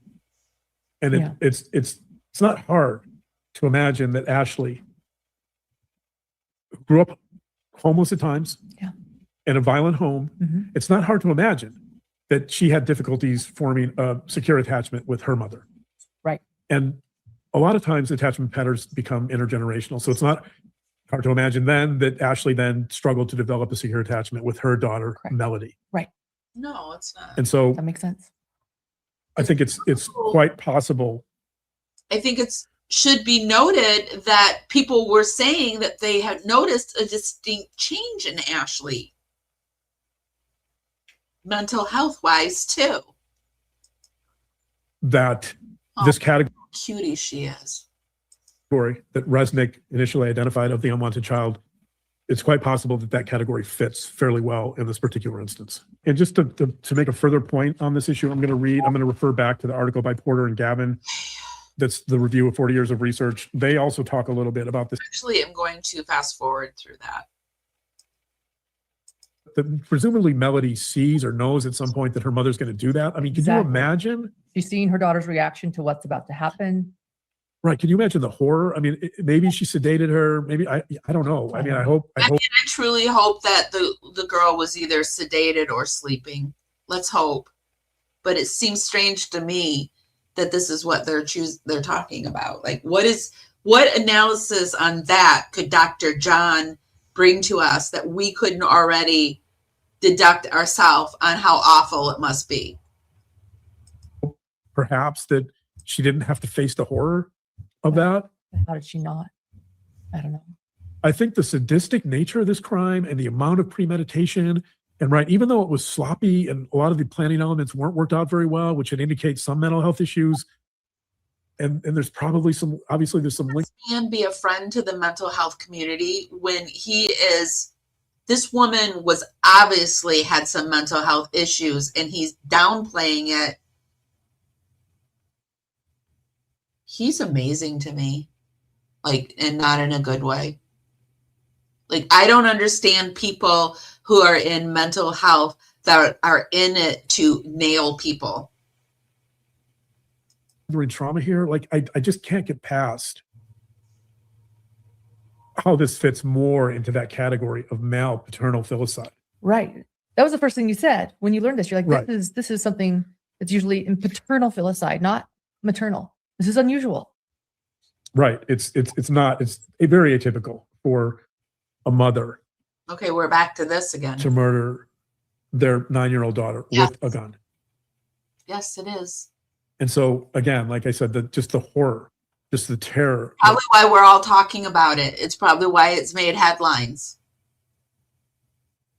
Yawn. Her daughter must have experienced in those last moments of her life is unimaginable, right? And so I keep going back to that element, to that sadistic element of this crime. Now, you could say that perhaps, it's interesting, when we did our first show,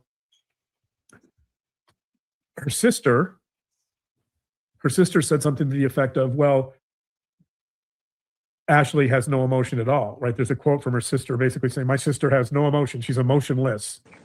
Did she seem hostile towards you? No, she doesn't really have like much emotion. Like very just straight face, like no emotion at all. You're going to get a lot of views for the Steiner case. Sorry. I was thinking of the Rob Reiner. Sorry. I think they're going to get a lot of new views and a lot of new subscribers off of the Rob Reiner case because they already are. Right. And so that would be consistent with this category too. This category of filicides with more of a psychopathic feature. And that we know a lot of the research by James Blair on psychopathy shows that a lot of psychopaths don't have emotion. They're not capable of experiencing emotion in depth. They're emotionless to a large degree. And so her sister points that out, right? You have this lack of emotion, and you have this, like, if you think about, we talked about this in our first show too, if you think about pulling her from school, right? Pulling her from school and not caring, right? Not even making an attempt to make it look like she's doing homework at home or right. Like just bucking the system. Yes. Entirely. Going against all the social norms for a 9-year-old to be in school and to be learning and interacting with other students. That is also very antisocial. Correct. Like not caring whatsoever about her daughter's well-being or about the fact that she's, that she should be in school. Not caring about her daughter's welfare. Obviously, if you've decided to murder your daughter, you don't care about her welfare. But the point is, there's something very antisocial about all that. The lack of emotion, bucking the system, breaking the rules about school, not caring about that, right? That defiance to the rules a little bit. Yeah, defiance. Yeah, I'm not even going to worry about picking up her schoolwork. This is none of your business. It's a defiance to social norms and to the rules set for her and children in school. Was she telling people she was homeschooling? I mean, what was she doing? It feels like a mother who doesn't want her child around, that she, because of her own traumas and her own insecure attachments and her own frustrations around her inability to bond with her mother, her inability to become, which maybe I'm wrong about that, but it seems like there's issues with her mother, probably attachment with her mother. Yeah. This seems like someone who for those reasons that really is indifferent to her child's welfare. And I think you have this because of these potential attachment failures. I thought that's who you meant, but then when I read it, I was like, oh, maybe that's not who they mean. So yes, I think I agree. I 100 agree with you. You really have this inability to bond. Right. And if you don't have that capacity, if you don't feel close to your daughter, then what? I mean, if you don't feel close to your daughter, I mean, most mothers that might struggle with this, they're not going to murder them. No, ask somebody else to take care of them. I think that's where we were all going. The hope was maybe there was a handoff. Or better, or like worst case scenario, hand your child over to CPS or to the state to care for, like, don't murder your child. Right. In what world do you think that's a good solution to this problem? And in this way, putting on wigs and going on a cross country. And again, that speaks state road trip. That speaks to some of the sadistic component too, because in domestic violence cases, I love how she says that that's a crazy thing to do. Like what she's just been doing isn't crazy. Isn't just like if she hadn't unalived her child, putting on wigs and going on this cross country road trip, to me is just as strange as doing what you've done to Christina and creating this plan to backstab a group of women just because they didn't like you. They had the audacity to not like. And anyway, I've gone through all the things she's done, but to me, I think it's just as funny, and not funny, but ironic, because it's not funny. We're funny, like weird funny. Homicide occurs quite often, or more than you'd expect. A typical response might be, well, if you're having these marital problems, just get a divorce. Why kill her? And the answer is because there's something retaliatory about it. True. And so it's the same situation here. Right. It seems like an easy answer to say, well, just hand her off to the state, right? Like, let her live. But that would suggest that there's more of an emotional component to this crime than we're aware of. You're exactly right. That's what we always say. What's wrong with divorce? Why not get a divorce when we hear about, spousal homicides all the time? Just get divorced. It's a similar dynamic. Just positive that she could have found somebody to take her child. I'm positive. CPS, just walk away, give her to a grandparent, but she doesn't. So there's something more emotional to this. Right. So that would go to retaliatory. Right. Why does she want to harm? Yeah, well, it could also be like, I don't want anyone to take care of my child. And so a lot of people, if they're going to take themselves out, they will take the child out too. But that didn't happen because we know Ashley in no way was going to harm herself. Her daughter. And again, I think that would go back to that would tie into some of her own traumas, that she's perhaps because of her childhood traumas, she is projecting all of her anger and all of her hurt and her wounds from childhood onto her daughter. And by murdering her, somehow she feels like maybe she can get a clean slate. Maybe she can, right? I don't know. She can pick up from her past or somehow erase her past in such a way that trauma is gone. It's gone. Like her child becomes the embodiment of all of her past pains and wounds and hurts. And by murdering her, she clings to this fantasy that perhaps that means she can start over. Well, thank you for your analysis tonight. I know that many of us it's not just me, left in shock. Was it an analysis or a speculation opinion? That's what I would call it. Thank you for your speculation and your opinion. Your speculative opinion. Disbelief, heartache after that press conference and listening to Sheriff Bill Brown with the Santa County Sheriff's Department share the fate of Melodee Buzzard. I will have to look into that. So, thank you.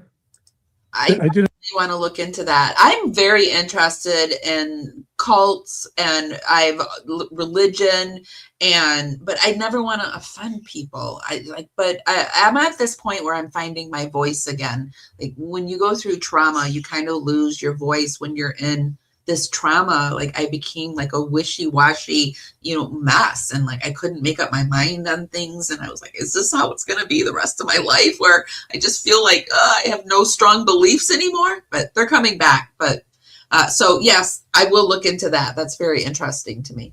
I have a final thought, by the way, and that is a lot of times people ask me, were there any red flags? And I've identified quite a few of those potentially. Okay. Right. But there's another red flag in here that I think a lot of people aren't aware of, and that is that Ashley did have previous self-harming attempts. Yes, that was a great movie. And I had to think of that movie for a minute. that doesn't necessarily mean, there's no direct correlation between self-harming. That director has done quite a few good movies lately, very scary things lately. I find I don't know how to call it.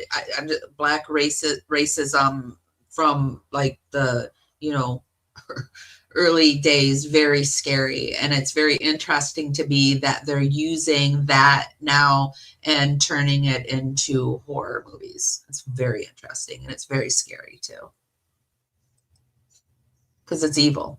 And later violent behavior towards other people.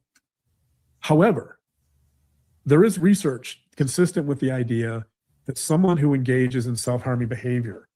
They're even doing it with It. That I don't know if anyone, I wish I didn't like It, but Return to Derry. But they even did it, which I found the racist aspect of it the most interesting, and that, but I really didn't like I don't know, now I'm giving an analysis of It, but it was so ridiculous at times. Like, it was so goosebumpy at times that I didn't like it. Which is a form of Pluribus. If you guys want a good show to watch, Pluribus. It's my 2025 pick of the year, Pluribus. Aggression directed inward towards yourself is more likely to engage in violent behavior towards other people, which essentially is aggression directed outward. So if you're willing to direct aggression towards yourself in such a violent fashion, you're also more likely to direct that aggression outward in the form of potential homicide or murder. And there's research supporting this idea, by the way. So that in and of itself wouldn't necessarily be indicative of what occurred here of filicide, but when combined with all these other elements, with the lack of emotion, with some of the antisocial qualities that we've talked about, with the attachment issues, right? When you start pulling these all together, you start developing, I think, a coherent picture of how this could happen. I loved The Princess So Bride. I wanted to mention that piece because I think that's an important piece here. And it's also worth mentioning, by the way, if a mother is willing to self-harm, It's more interesting. I must say I preferred the Victoria mind thought experiment over this. which she did in 2021-ish, Wrapping it up, but it's going to take them another 10 minutes to wrap up. she was hospitalized for that. She's also saying she doesn't really care if her daughter is left alone in the world, I know. right? I Like, know, right. that's part of this. Yes. She's showing indifference to her daughter back then. True. Right. And so in some ways that becomes a precursor to what we're seeing now. It's just, it would be very hard to predict this level of violence occurring down the road. Never would I. Right. That is not this. No, right. That is never that. Yeah. However, now that we're looking back on this in hindsight, like when you start putting all these pieces together, I think it starts adding up and it makes more sense. Yeah. And she had lost Melodee a couple of times, I believe. There were two people who housed Right. Melodee temporarily too. Again, that's not that. But when we're looking at the final horrendous act, we look back at these other things. Right. Exactly. Could this have been prevented? I mean, there were definitely some red flags. But I don't think anyone could have ever predicted this, ever. Not at this level. Not even I admittedly did start to lose hope when law enforcement stopped talking and asking for the public's help. And time went on. I certainly lost hope. I was with you. I don't think she's going to be found alive, but never did I ever.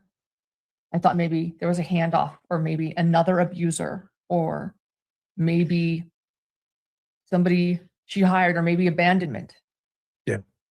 Never. Gunshot wounds to the head by her own mother. Right. This level of violence I don't think anybody expected that. sadistic behavior. Yeah, it's atypical and it's unimaginable. And the defiance of her arrest. They had to pry open the door. They had to pry open the door. And when they got in, And the video of her walking in handcuffs and her high heel booties, sort of like standing tall, leading the way. There was an air of defiance to her as she marched off in the handcuffs.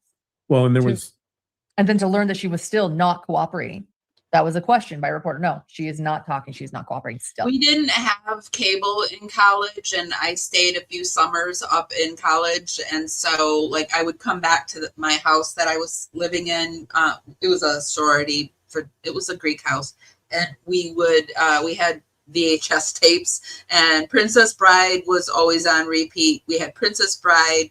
We had Schoolhouse Rock. All of those, we would play those all the time.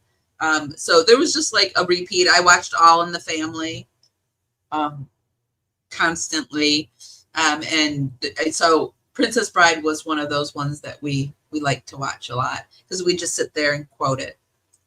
Well, and there was a lack of cooperation in the past with the false imprisonment. Correct. Issues, right? Correct. That she's always had kind of this defiant oppositional attitude towards law enforcement. And that obviously that's a bad sign too. Is she oiled? Something's oiled. Yeah, she's got something going on. Yeah. So rest in peace, Melodee. She was a beautiful, a beautiful smile. Many people asking too also why there weren't any older photos of her, the last one being about when she's 6 or 7. And I think that shows another. Looking off camera, she pulled up her phone and was going to show him something instead of asking Grayson to pull it up. I don't know. I don't know if she's there. Red flag. Together. that someone didn't care enough to and take photos of her life as she grew up. Right, exactly. And that would show this potential projection of all her hurt and anger from her childhood onto her daughter, and this inability to bond with her because of that. Because of her struggles with her mother and her childhood and her homelessness, she just couldn't connect with her daughter. And it seems like, by the way, that much of her history with her daughter showed he's definitely not doing that thing with his tongue like he was, and if he does need to do it, he puts his hand over his mouth. One last question, actually. Why she allegedly told Tyler, the man that she was charged, the charges have been dropped, but the man she was charged with false imprisonment against the victim, charges now dropped, but she allegedly told Tyler about dropping Melodee off with somebody else. Oh, he did it.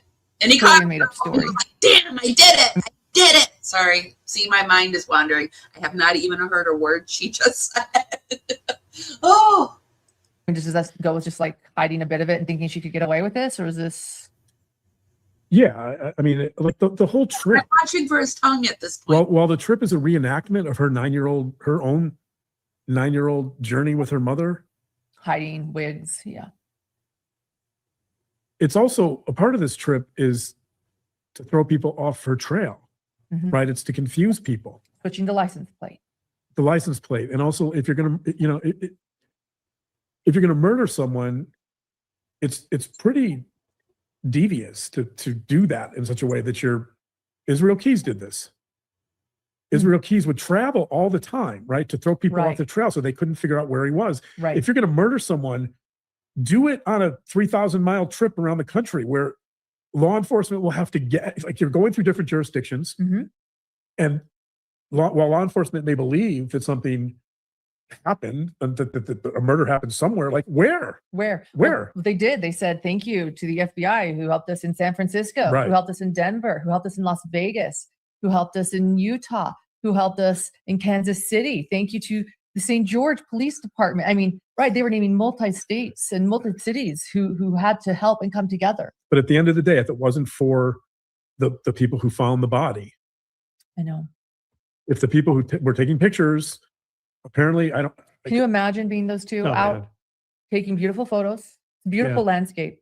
I understand why photographers would be out there, but it's very rural, unincorporated, off the beaten track. People in Utah saying in the chat, I've never even heard of this place. Right. Yeah. Can you imagine those two? If they didn't find the body, I'm not sure we would be talking about this. Right. And so, I don't think so. So I think that's part of it. This was a ruse to throw law enforcement off the trail. And so I think that's consistent with what she told Tyler. Well, that shows it's premeditated for sure. Well, thank you. I appreciate that. This helping us all just like maybe think about a few other things. And of course, we don't know her motive. We don't know why, but it's definitely giving us some things to think about and maybe hopefully try to understand what's hidden. Yeah, I think maybe this discussion will help people hone in a little bit on possible motive. I think that just the research on filicide and the different types and can be helpful, but at the end of the day, I think we need to know more. And if I were going to really get to motive, I would need to do a really in-depth interview with Ashley at some point and testing and a full forensic evaluation to figure it out. Need to get that long hook out. No, okay, John. Which is what. So this is scratching the surface, but I think probably will get us somewhat close to motive. Yeah. Thank you. Thank you everyone for being here, and we'll see you next time. Okay. Good night. Okay. So that was Dr. Yawn's analysis. What do you guys think? Are you awake? Are you still alive out there? The end was a little rocky.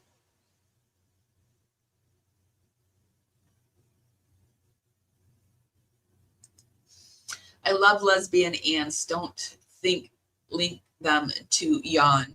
You think Yawn looks like a lesbian ant? Under the table ticking. Oh, is that where Grayson is? Amy Boston, know that all I see when I look at him now. Oh, his tongue. Yeah, you can tell he's trying to hide it, isn't he now?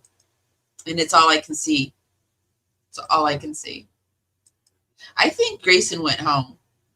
And that's just my opinion, but I think she thought, I better go home. If these people find out I didn't go home, there will be hell to pay. I don't know. Somebody said they saw the dog in the background earlier.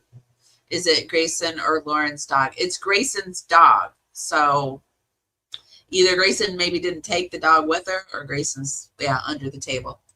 Maybe that's why she wasn't looking at her, because she was under the table. Well, guys, that's all I have for today. I did see that Jay for Justice is live, so I'm going to take us out and send you over to her. I'll be hanging out over there in a little bit. I need to get the bird situated. Thank you guys for hanging out with me today. I really, really appreciate you taking the time to spend your Christmas with me. And for those that are a day ahead of us, I hope you had a great Christmas.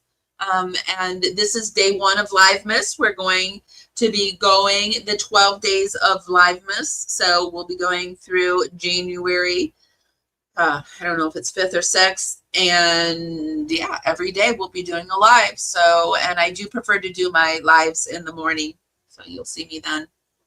We're going to be covering the Rob Reiner case. We'll be going more over the Buzzard case. We'll be doing more HTC. If you have any suggestions, feel free to email them to me. It's scrolling right there across the screen. Be sure to hit that thumbs up button and share. If you really like my content, you can share it out to, communities, various socials, YouTube, Facebook, Instagram, Reddit, Twitch.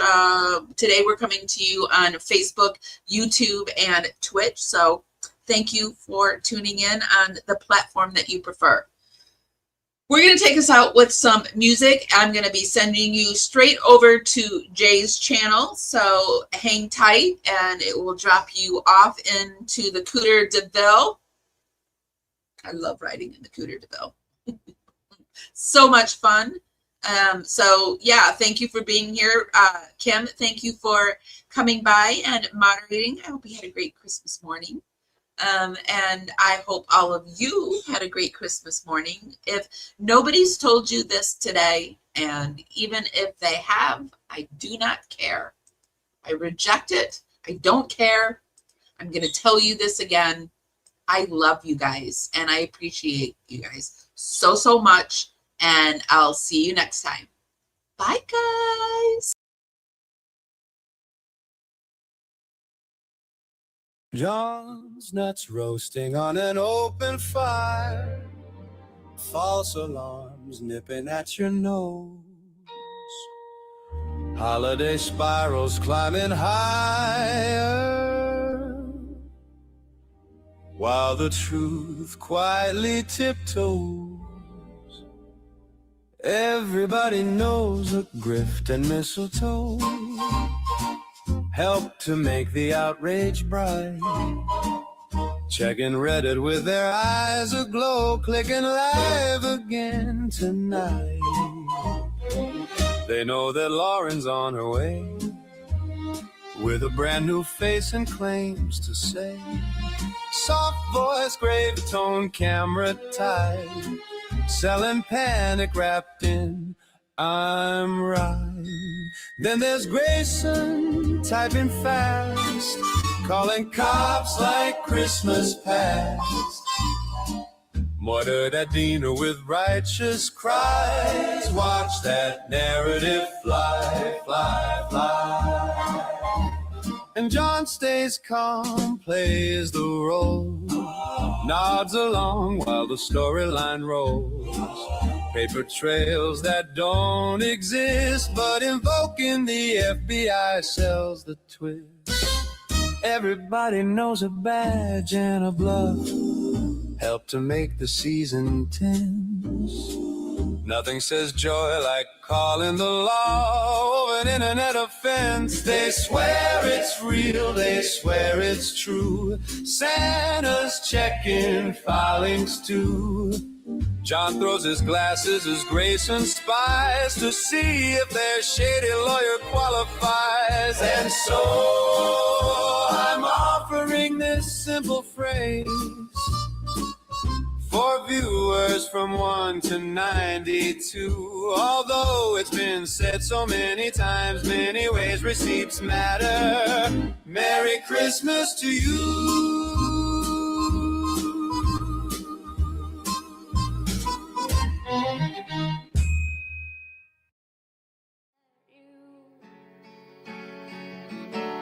Miss my cue, but I had you for that day. Here in the blue, I'm falling deep into you. Be sure to give this live a thumbs up. Helps me go out into the algorithm party out there. Bring more people back to the party. It's just a free way to help me out. With you tonight, and it feels fine. Feels fine.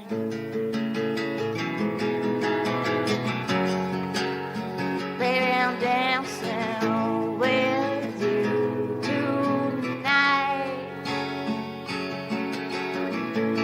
Here in the blue, I'm dancing and falling out, hoping for some time with you.